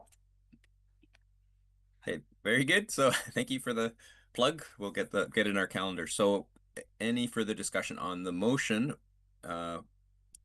which is an amendment. So this is on the amendment to change it, if I believe. CAO, is that correct? We have an amendment. Okay, great. So on the amendment to change it to general from A to D. Call it. Seeing no further hands, all those in favor? Opposed? None opposed. Now on the main question, don't think we need further discussion. I'll call the question. All those in favor? Opposed? None opposed. Carried unanimously. Very good. Okay, Orca bus. So the recommendation and the request was for 10,500 for the Powell River Child, Youth, and Family Services Society to operate the Orca bus from General Grant and Aid. Director Brander. Recommendation. Director McCormick. Second. Second, is there any discussion on this item? Seeing none, I will then just call the question. All those in favor? None opposed, carried unanimously. We all like the Orca bus. Okay, so the next one is on the Foundry, and the recommendation was that the respectfully deny the grant and aid and promote the application to the hospital district. We actually did the second part already at the beginning of the meeting, so we've already sent it to the hospital district. Director Elliott. I would like to simply refer it to our intake 2, which we will have more information about everything else at that time. Not deny it. Right. Staff, is that a valid thing to do? That if we referred this to intake 2, it would show up then, and then by then we would have figured out what the hospital district's able to do and whether it's, needed, or would it be better for what's the most efficient way? Is that more efficient, or is it better for the hospital district to refer it back to us? Through the chair, I think this can be accommodated. At the end of the day, it can always go back to the regional hospital board if so desired. Right. Director Gisborne? Yeah, I'm also not in favor of respectfully denying their grant request. I would like to keep their grant request alive, whether we reconsider it when we get the second intake or even after the regional hospital district has had a chance to, really take a look at their application and what is possible in relation to funding. Yes, we've heard that many other foundries actually do qualify as healthcare facilities, which would allow the regional hospital district to provide grant funding. But this is one that I was kind of scratching my head about for a while, because when we heard the presentations, there seemed to be quite a bit of activities that go off that are being proposed to be offered at the Foundry that would fall under that healthcare category. But then there was also some category, some activities that don't really fall under the typical healthcare funding. And that's why, in my mind, I look at it as, hey, it could actually be eligible for both, based on, say 40% of it is, doctors and healthcare kind of focus, then we could do a 40% funding kind of thing through the hospital district, but that's getting into all kinds of details. But I do mirror Director Elliott's concern that if we just say no to this right now, then that's kind of closing the door before we've really kind of figured out, what's on the other side. And I want to see the Foundry project go forward. So I'm not in favor of denying their grant application at this time, because I think there's a clear path forward over at the hospital district, but until the hospital board sits, we might find a few other, monkey wrenches in the cogs, and I don't want them to be hung up. So I would be in favor of postponing this until either the second grant intake or until after the hospital district has made a decision one way or the other. So I'd like to ask the CIO for clarification on what, so the two, we don't have a motion on the table right now. We've made a motion to refer this to the hospital district. Is it cleaner and more efficient to just let that process unfold? Is that what I understood? And that we don't need to do anything further? And then if the hospital district sends it back here, or is it useful to consider the suggestion from Director Elliott to refer this to the second intake? Through the chair, I think it would be more appropriate, if you're leaning this way, to go and refer it back to the second intake. Otherwise, it's just going to be a bunch of more paper shuffling in my mind.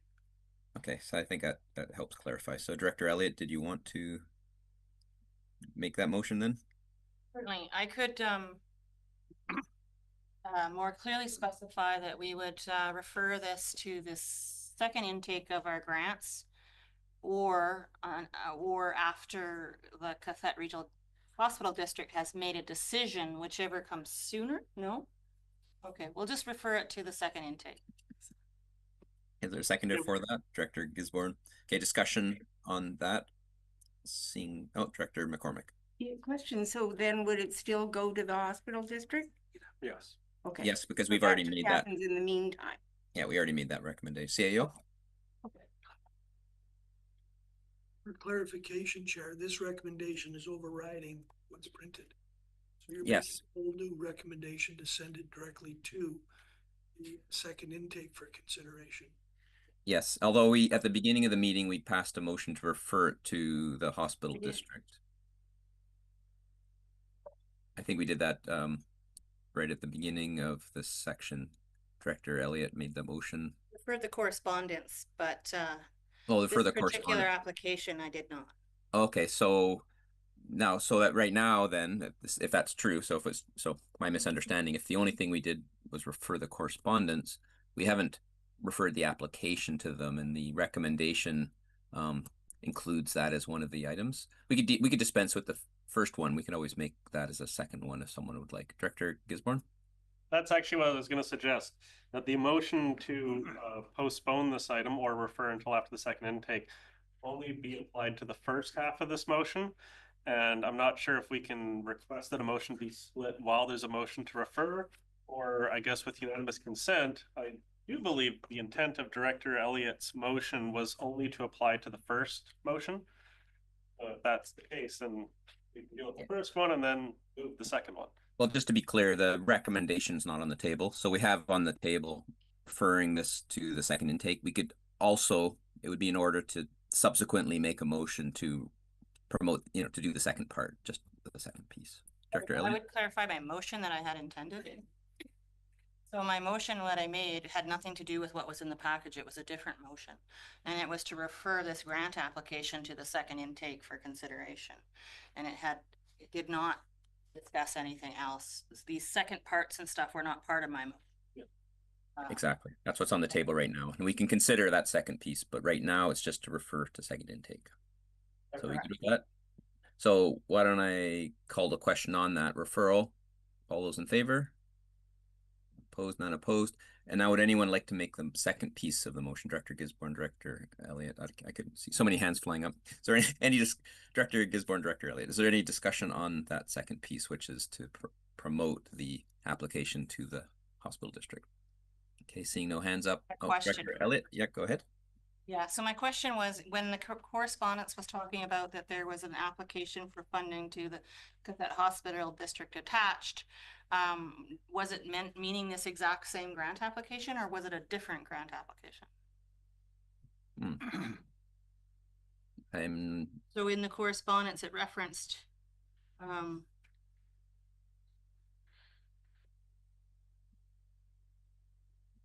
that I've attached a formal letter requesting funding to the regional hospital district.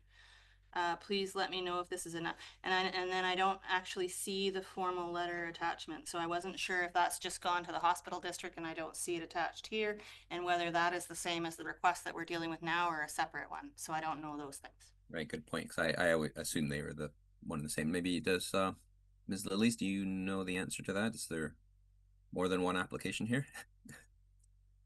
Thank you, through the chair. I did not see a second application.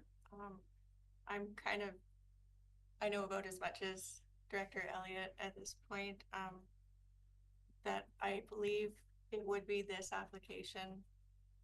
Likely that's just being forwarded the regional hospital district.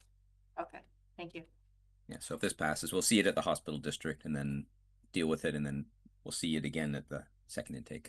Go ahead. Okay, so then I'll move to also send this grant application to the qathet hospital district for consideration. Oh, we already have that on the that's the table. Motion on the floor. Oh, I'm in favor of that motion. Okay, which is the one in the second part of what's in the agenda, that the committee recommends that the board promote the application to the hospital district. Yeah, sorry, I lost track of where we were. Yeah, no, we're some of these get a little confusing. So I'm trying to hopefully keep on track and not confuse the CAOs doing a great job taking minutes here. Is there any further discussion on this? Seeing none, I will call the question. All those in favor? None opposed, that carries. Okay, so that will go to the hospital district. That's more clear. Okay, item 14, the Wild Ocean Whale Society is asking for, where are we here? The $5,000, and the staff recommendation is that that comes from areas A and D. What's the will of the, Director Lennox and then Director McCormick. Maybe Chair, let's hear from Director McCormick, as she stated she had some ideas around this, so I'd like to hear from her first. Thanks. Okay, great. Director McCormick? Thank you. I have a couple of questions, and I'm looking at page 214 of our report. And the questions are regard to the wild ocean whales cost breakdowns. Now, for 2024, as I recall, it was considered but decided that Area A did not contribute to the Feral Cat Initiative. So I'm very curious to know how in the on this budget on page 214, where it says QRRD North costs, and it says $7,232. I'm just curious to know how that was funded. Do we know? Do we have that information about, and if I might, Chair, see, I would find it useful to have these applications available during the time that the delegations are here, so that I can say, oh, I need to ask about this, or, so I find it very helpful. But I didn't have that opportunity. So I guess I'd like to know how, since they were only funded from Area D, for work in Area D, how the area north of town, how that was paid for. Ms. Lillies? Thank you, through the chair. That $7,232.97 for North costs is just their expenses that they're showing. So they were not funded? I'm Ms. Lilly? trying to understand because Area A chose not to participate. And so I'm curious to know where the funding for that work came from. They're not here to ask.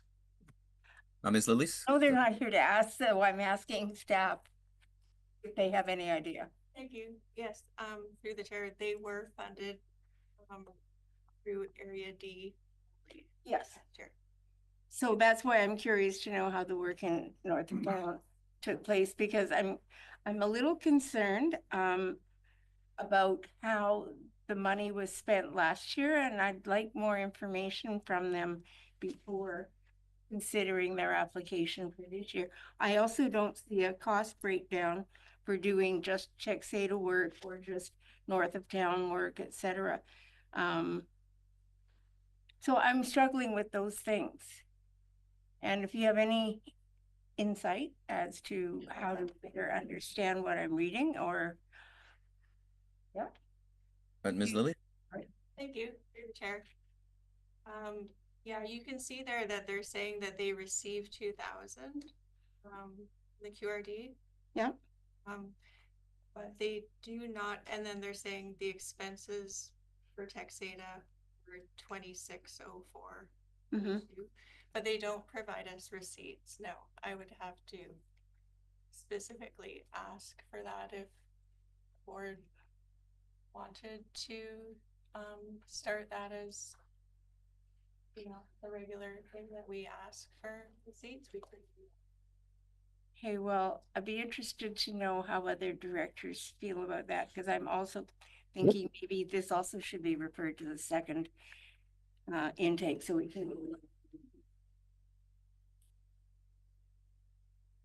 do others. Thank you, Lennox. Thank you, Director Lennox, and then Director Elliott, and then Director Sullivan. Thanks, Chair. I appreciate the questions that the Director McCormick is asking. I'm fine with referring it, although I'm pretty clear on what my position is, and I may as well state it now that the first part of that motion I'm not prepared to support for Area A. So I'm just gonna leave it out there. I won't speak to it because we don't have a motion before us. I can speak to it, and I would like to explain. Okay, thank you. Director Elliott. The city also gave a grant to that purpose for stuff inside the city last year.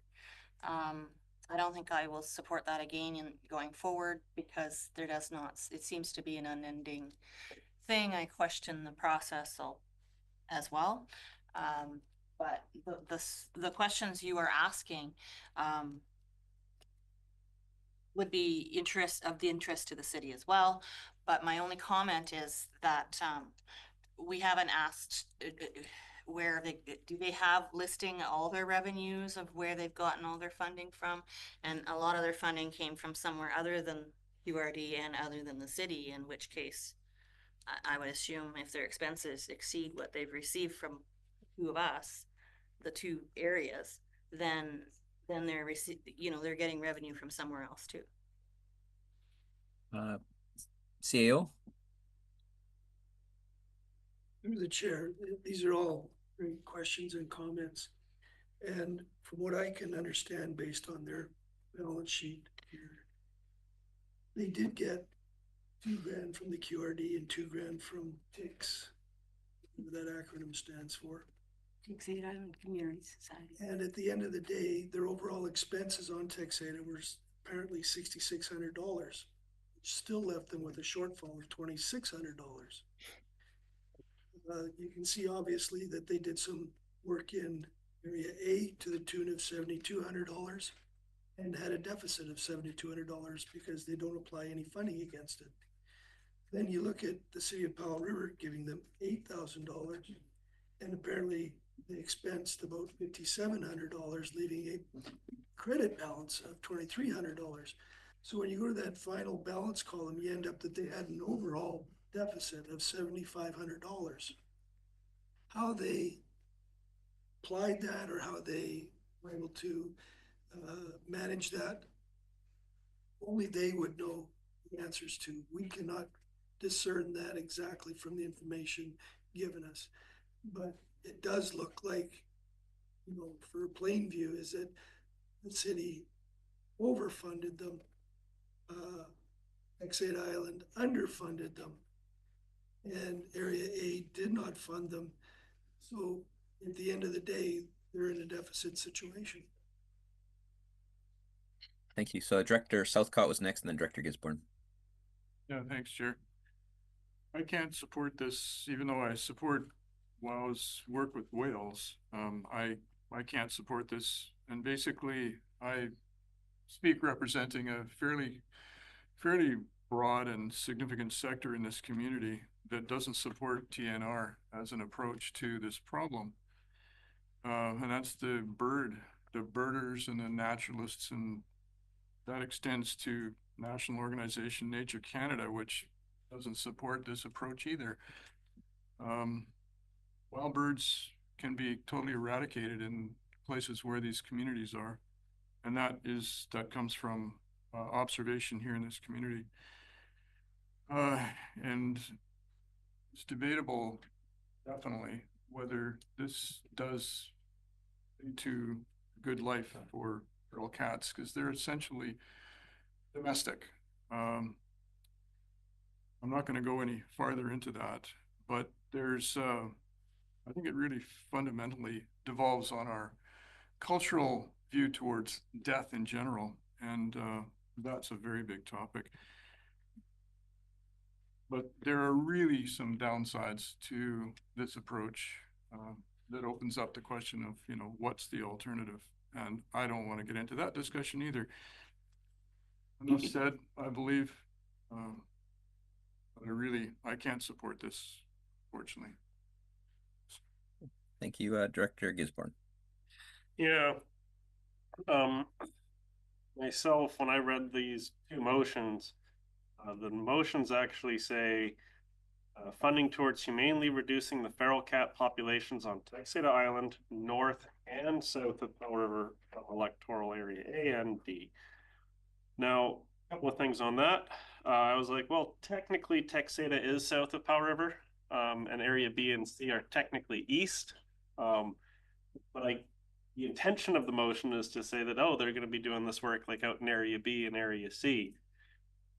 We only have so much money to give out to community groups. There's a lot of need in our community. You know, therapeutic riding is doing a bunch of wonderful work with, you know, small children with needs.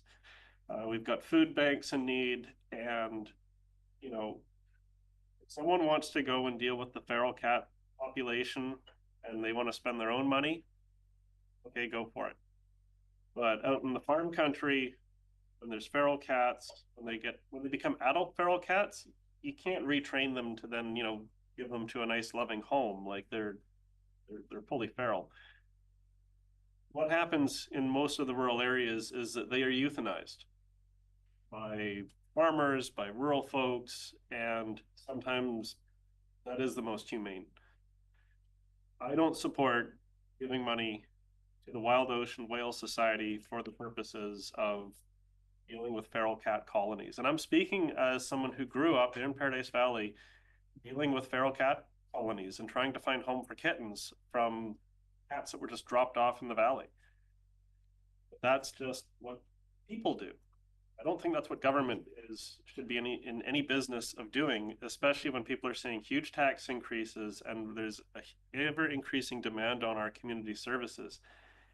Yes, I think we all want to help, but we have a responsibility in the governance role. So yeah, we can refer this to another meeting, but I think my stance is going to be the same there as it is here.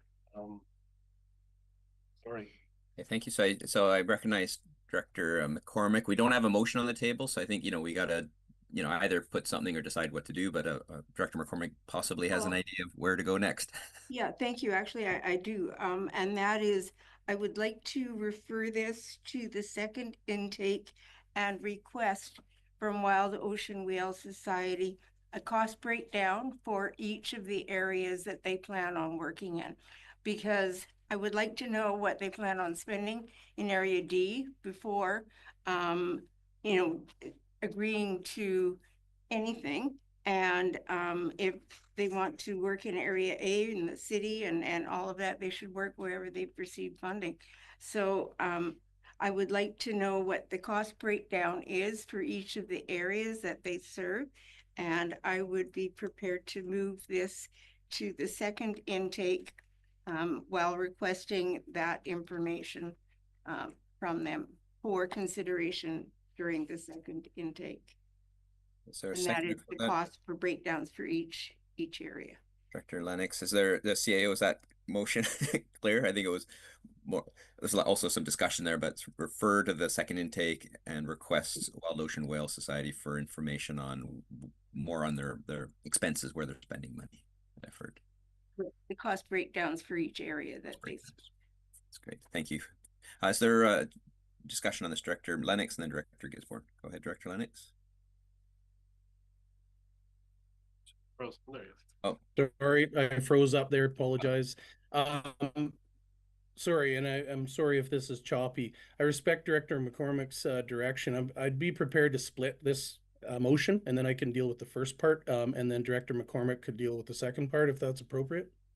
Okay, so what is there to split? So CAO? Through the chair, there's nothing to split now because we've got a referral on the floor, not the recommendations in the book. Yeah, so there's nothing to split unless the only thing would be an amendment if you wished to, limit, but CAO? Through the chair, I think I am understanding where Director Lennox wants to go.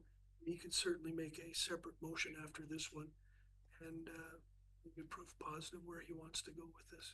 Okay, good point. So if this would be to refer and ask for more information, and Director Lennox, if you so wish, you could make a motion to respectfully deny from Area A, and that would make your intention clear if that's what you wish. Director Gisborne. Yeah, I'm thinking the same thing because part of this referral motion is to send to the second intake and then to get some more information from Wild Ocean Whale Society about which areas that they're servicing. And if Area A if we're going to say, hey, Area A doesn't want to provide funding, and I would be happy to make a motion about Area B saying we respectfully deny funding from Area B, it's not helpful for Wild Ocean Whales to actually go like, okay, this is Texada, north of town and south of town. So if we do pass those other motions, then essentially what we'd be asking Wild Ocean Whale Society is going, what is the cost for Texada? Just Area D, because the rest of the areas Opted out. We've all opted out, and I would be happy to opt out. So, and I think the request was for areas A and D, but I think they would get the message pretty clearly. But yeah, the board can do what they want, or committee. Okay, so the motion on before us is this referral to the second intake and ask for more information on spending. Seeing no, Director Lennox. Yeah, thanks, Chair. And I'm not trying to be difficult, but just for clarity, I don't need that information and I don't need staff to spend time and money to get that for Area A. So I'm just being very clear. Thank you. Okay, thanks. Director Elliott. There could be a motion put on the table that reflects Jason Lennox's thoughts in that he could make a motion, or I could make a motion for him, that north of town Area A respectfully declines the application. And so that would be clear that the portion for Area A is being declined. So as a suggestion, and I see Director McCormick, but one option would be to add a clause to the motion that says regarding Texada, and then that would, if that was supported, it would be clear to both the society and staff what is being asked. But Director McCormick? Yeah, Chair, I think a good possible route to go would be to the referral motion would be for the second paragraph only. I think we can deal with the motion in the first paragraph for Area A, and then when we respectfully deny that, if that's what we agree to do, then I would like to request that for Area D, it go to the second intake and in the same time request a cost breakdown for the feral cat initiative only on Texada. That's the information I would like to have before making a decision. And I am agreeing that there is still a problem on Texada, which there is. Okay, so with CAO? through the chair, based on the motion that's on the table, I think if an amendment is made to just specify electoral area D or Texas Island, whichever you prefer, then the direction will be there and we can dispense with the referral part of this conversation. Yeah, So I moved. agree. Okay, so is that moved with area D or Texada? Area D. Area D, okay. Easier for staff. Okay, do we have a seconder for that? Yeah. Director McCormick. So the motion on the amending motion is to add area D. So this is information requested regarding area D. So I'm gonna call the question on this. All those in favor? It's on the amending piece. So now the motion is as put forward by Director McCormick, but regarding area D. So it's kind of clear. So is there further discussion on this and we can move on? Okay, so I will call the question on this motion as amended. All those in favor? Opposed, none opposed, carried. And so that's okay. And Director Lennox. Yeah, thanks, Chair. I think you know the motion I'm going to make to respectfully deny the request in the first part of this motion for Area A, and I'll speak to it if I get a seconder. Okay, thanks. Seconded by Director Gisborne. Go ahead, Director Lennox. Yeah, and respectfully, right? I understand these are good people doing good work. I checked the WOW's mandate again on their website, and it really doesn't say anything about cats. So, I mean, when we have these presentations, I understand how hard it is for volunteers to put it together. Um, you know, I'll just put nobody in Area A in 3 years I've been in this gig, almost 3 years, has approached me on this subject at all. End stop, hard stop. So if that were to occur, it might change my perspective. We've mentioned before, we give a significant funding to the SPCA, and if this problem that we have in our community should be dealt with through that mechanism, I think we should be work and advocacy and understand why that isn't working with SPCA, who really, I think, is their role. We talked about the motion was a little bit funky because it does mention the whole region, but Area A is going to pay for it, so that was kind of odd. And the cost benefit analysis, when I look at the numbers, we're talking about $8,000 contribution from the city of Powell River for 18 cats. That's a lot of money for that endeavor. And I agree with other directors' comments on TNR is not fully supported out there, and there's a lot of differences of opinion. So I very much respect what they're doing, but Area A respectfully declines. Thank you. Okay, thank you. Is there further discussion, Director Gisborne? Yeah, I would actually propose an amendment to include Area B in there as well, because their motion is talking about south of town, and I want to make it clear that Area B doesn't want to be asked either. So I'll move that as an amendment. Is there CEO, is that just to check that's in order here? Yeah, okay. So is there a seconder for that amendment? Director Lennox. Okay, so any discussion on the amendment? It's pretty straightforward, Director Southcott. Go ahead, Director. Sorry, it's a more general comment. I don't. Okay, so we'll get back to the main motion. So this is just on the amendment at Area B. I'll call the question. All those in favor of the amendment? None opposed. That carried. Okay, Director Southcott. Yeah, I just want to make a brief comment with regard to SPCA. They're in a very difficult position with regard to the whole question of TNR, because there are lots of people who have ethical issues with euthanasia. And so they're very quiet about it because they look after the whole spectrum of pets, and lots of people have very deep affection for domestic cats, which feral cats, as has already been mentioned here, are not exactly. So I just wanted to mention that because it really does point back to how controversial this approach is in a broad sense. And I have difficulty simply accepting the assumption that it isn't. Thank you. Thank you. So we've had a lot of discussion on this. The motion on the table as amended is to respectfully deny funding from areas A and B. Okay, so seeing no further discussion, I will call the question. All those in favor? Opposed? None opposed. That carried. Okay, so Director Brander? Just wondering if we could take a 5-minute break, Chair. That would be appropriate. Let's take a 5-minute break and reconvene at just before 3:10. Great, thank you. Good idea.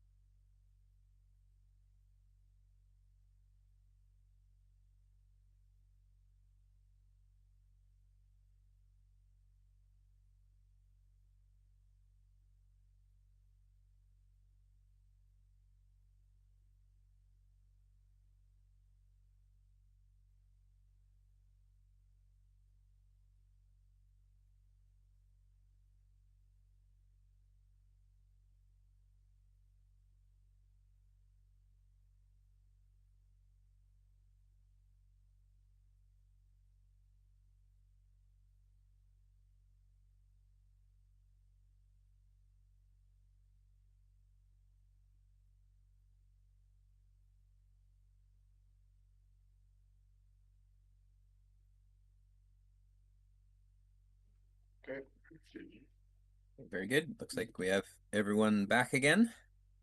So that was a needed break.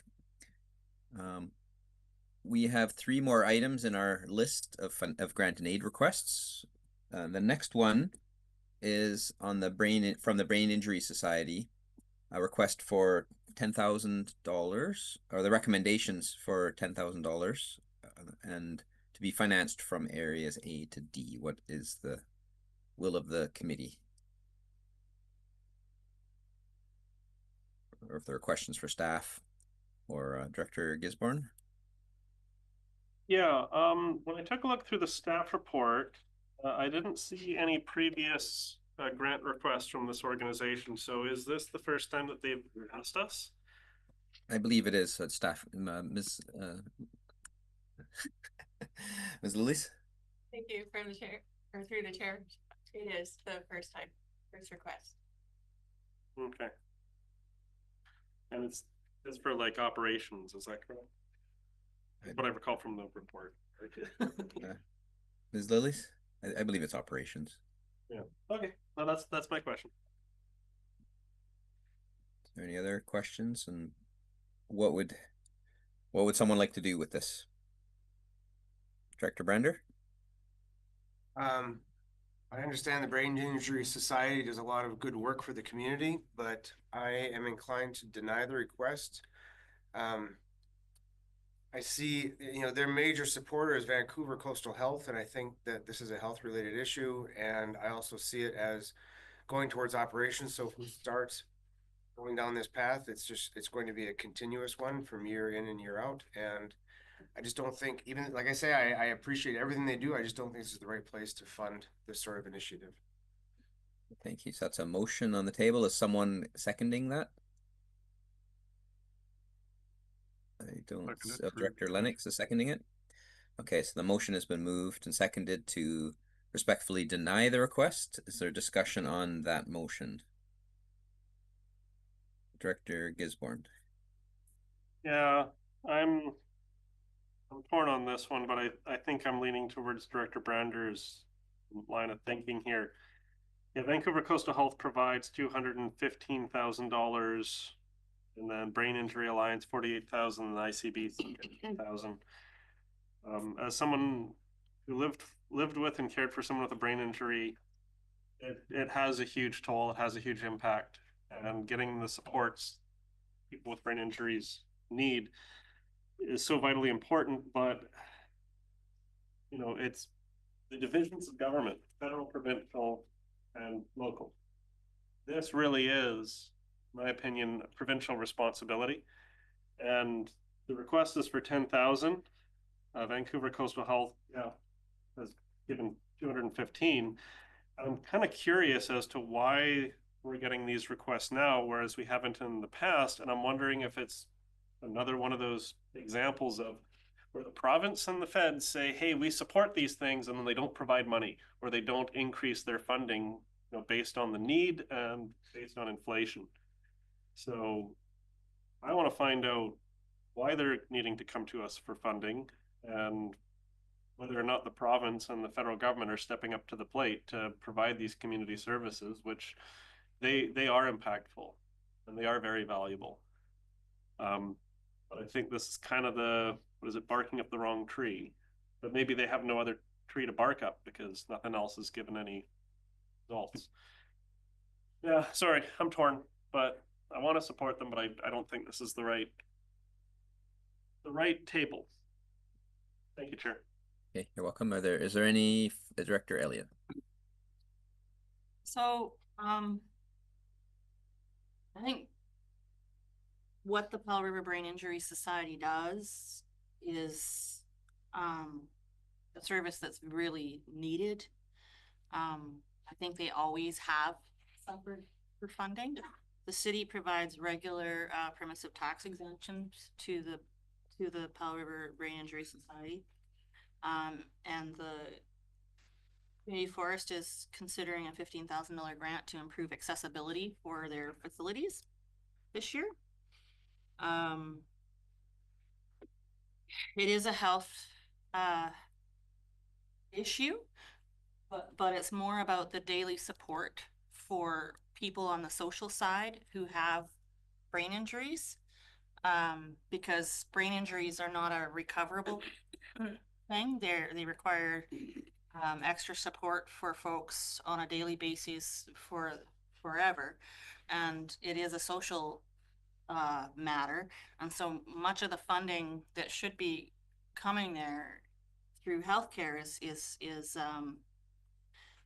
I would imagine being underfunded. Having said that, the bottom line is that they don't receive the funding that they need. The folks who will suffer are the folks who need those services that can't get them in our community. And so it may be part of advocating, it may be part of a number of things that we need to do. But I think if we fund them at least a little bit, we are then doing our fair share as part of a local government contributing to services that people need within our community. I do think downloading to local governments is an issue, but I don't know how we single out one need over another and make decisions like that. So the city does fund them through a permissive tax exemption that's fairly significant each year. And I know that this is an ABCD thing, so it's not really up to me for this grant. I just wanted to put that information out there and speak in favor of the Powell River Brain Injury Society being just as deserving of a community service required by our members in the community as any other that applies. Thank you for that, Director Lennox. Thanks, Chair. And yeah, this is a tough one because of the great work that they do, and we all know people that have benefited from the services. But I do have some concerns around just a general operating expense approach.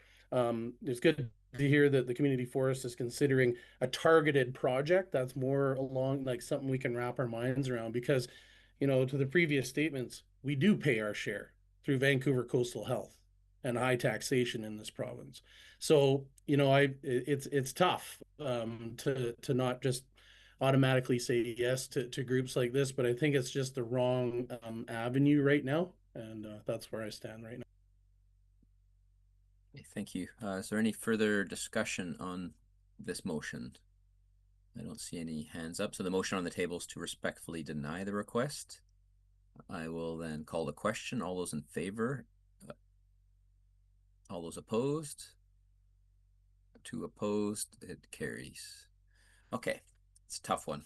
So the next up, number 16, is Savory Island Land Trust, Director Lennox. So moved. We'll move. So $10,000 from Area A, Director Gisborne. Does anyone would like to speak on this? Director Lennox? Yeah, thanks, Chair. And yes, this is just Area A, and looks like we have the funds to accomplish this, and maybe leave some more for intake 2. So, my thoughts around this are Savory's unique in many ways, and as we go through the OCP, one of the things we identified is the limited avenues that the island has to preserve land. And Silt has done this work in the past with their, the 1/3 of the island approximately that they've managed to get into the trust. But ongoing, this is an effort by the community to raise funds to really buy properties that are available. And this property has been identified as an opportunity and really do nothing with it, right? To just kind of mitigate some of the density issues that the island's facing. So I applaud the objective, and it is something that we can do, and I'm prepared to support that. Thanks. Thank you. And I'll add, go ahead, Director Gisborne. Yeah, I was reading the report, and it says Silts is currently under an annual contribution agreement with the QRD for the provision of $8,000 for general operating expenses.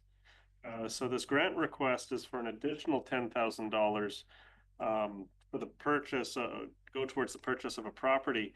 Now this grant application is coming from Electoral Area A Grant and Aid, and I was just wondering the $8,000 that we have an annual contribution agreement with, is that coming out of Area A Grant and Aid, or is it coming out of a different pot? I believe it is, but Ms. Lillies? I think it's Area A. Thank you, through the chair. Yeah, on page 17 there, you can see that it does come to Area A only. Right. But so the operating one is? The operating. Okay. Well, in that case, both of those grants are Area A, so that's not my pony, not my race, and whatever the director of Area A wants to do, I'll support it. And I'll add my voice of support for this. I think, and I'm really, I think groups like SILT do a ton of volunteer fundraising, and it's really, the other money is for communications and so on. That's their general, a lot of it's newsletters and other educational. This is a one-off request, and I know, raising 10,000 isn't going to buy a lot of property on Savory Island. I think the property values are a little bit elevated, which is fine, which is the way it is, and that's partly why it's endangered, and also its unique nature as basically a moraine. It's the end of it. It's a terminal moraine from a glacier, so it's really different from all the other islands that are chunks of rock. So I think this provides a lot of seed money, a lot of times fundraising. I've been involved in fundraising on Lasqueti for property purchase, and really it kind of is an uphill battle until you reach some threshold, and then suddenly you get a few big options. And so this kind of funding can help feed into bigger grants and all the community fundraising. So I think it's really good, and I really wish them success in their purchase. Okay, is there any further discussion on this? Seeing none, I will call the question. All those in favor? None opposed, carried unanimously. And lastly is item 17 is the qathet Film Society with a request for $2,000 from areas A to D. What would the committee like to do? Director Brander? Recommendation. I'll second. Seconded by Director McCormick. So discussion on this item. Director Gisborne? Yeah, on page 262 of 288, when it comes to their application in previous years, it says that per the application, the qathet Film Society is also seeking $1,500 of financial support from the city of Powell River. And the motion before us is that we give $2,000 from the electoral areas. I know it's only $500 difference, but it just, to me, seems a little odd that the city of Powell River, which is like 70% of the population and therefore the lion's share of, the benefit that's received from the youth film camp, that then the majority of the funding being requested for grant is coming from electoral areas of, 2,000 rather than 1,500, and it just makes things a little imbalanced, but it's not enough for me to necessarily lose sleep over. But I wanted to point that out, that the city is getting asked 1,500, and the electoral areas, which is like 30% of the population, is being asked to contribute 2,000. So it makes me a little uncomfortable with that. And I'm not sure why they made that request in that amount. Maybe they don't understand the population, or maybe they saw the value of Area A and said, hey, that's that's a lot of money. That's my thoughts. Thank you, Chair. Okay, thank you, Director Elliott. Thank you. So the cash grant application or whatever might be separate from what the city provides in grants in kind. So for use of our facilities, that we do grants in kind as well, which has to have a value on it and costs the city. The Film Society is eligible for grants through throughput grants for projects through the Arts Council, which we do a grant program to. We fund the Arts Council to do a grant program. People apply to the Arts Council, they get a grant, but the money comes from the city. And so they often get money that way. We do grants in kind when they use city facilities. We reduce the amount of money that they have to pay in order to use those facilities. And those are all separate from what they put down here. So I just wanted to make folks aware that the city picks up a lot that doesn't necessarily get in the balance sheet of the cash. Thank you for clarifying that. Director Southcott. Thank you. Director Elliott elected to mention the $5,500+ that the city provides to the Film Society as a permissive tax exemption as well. I just thought I'd add that. There you go. I missed one. Thank you. Missed much. So if you want to start cataloging who's doing what for fair, I don't think this is one to pick on. We need a bigger balance sheet and more time than we have today. So okay, one more round, Director Gisborne. Well, I figured I'd raise my hand before speaking out of turn. I just wanted to thank the municipal directors for bringing that extra information to my attention. That's why I bring it up, because I don't sit at city council table and I don't get to see all those numbers. You only get over here at the regional district to see the numbers from the regional district side. I don't get paid enough to also sit on council. Thank you, Chair. Yeah, we don't need. Thank you, and it is useful to Get hear, paid twice. these. It is useful to hear where there's overlap like this. Okay, so any further discussion? I don't see any hands up, so I'm going to call the question. All those in favor? None opposed, carried unanimously. Very good. That's our grants and aid. We have now we can move on to our 8.3 2024 Statement of Financial Information.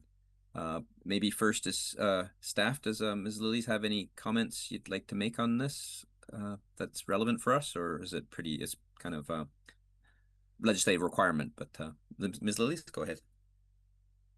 Thank you, through the chair. No, I don't really have much to say about it. I just wanted to say that I'm happy to answer any questions if anybody has them. Does anyone have any questions about the Sophie?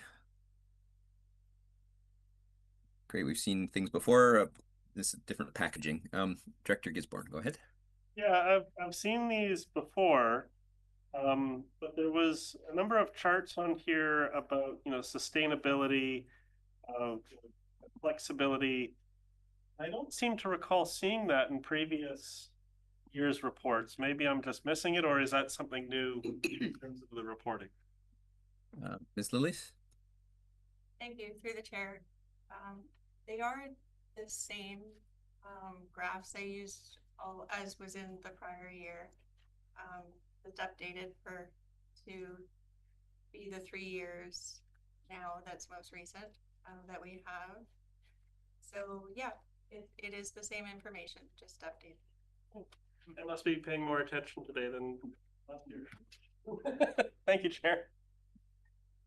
Thank you, and maybe I'll just ask Ms. Liggs a question if I could. So on page 4, there's this graph that Director Gisborne is mentioning in these lines.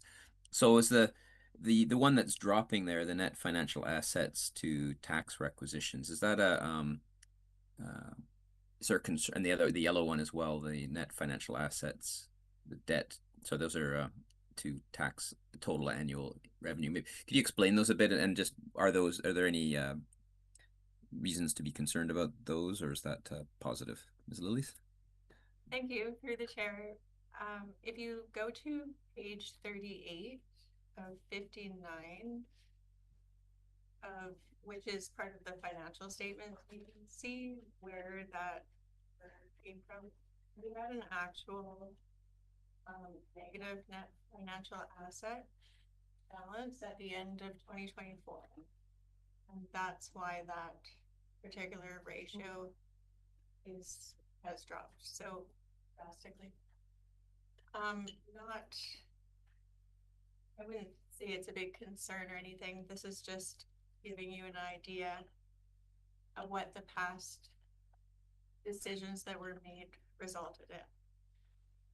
Right.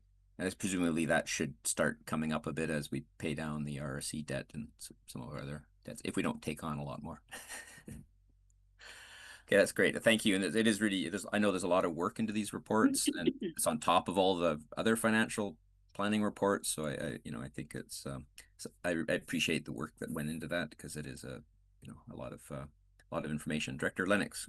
Yeah, thanks, Chair. Just since we're on page 38, I appreciate Ms. Lillies there.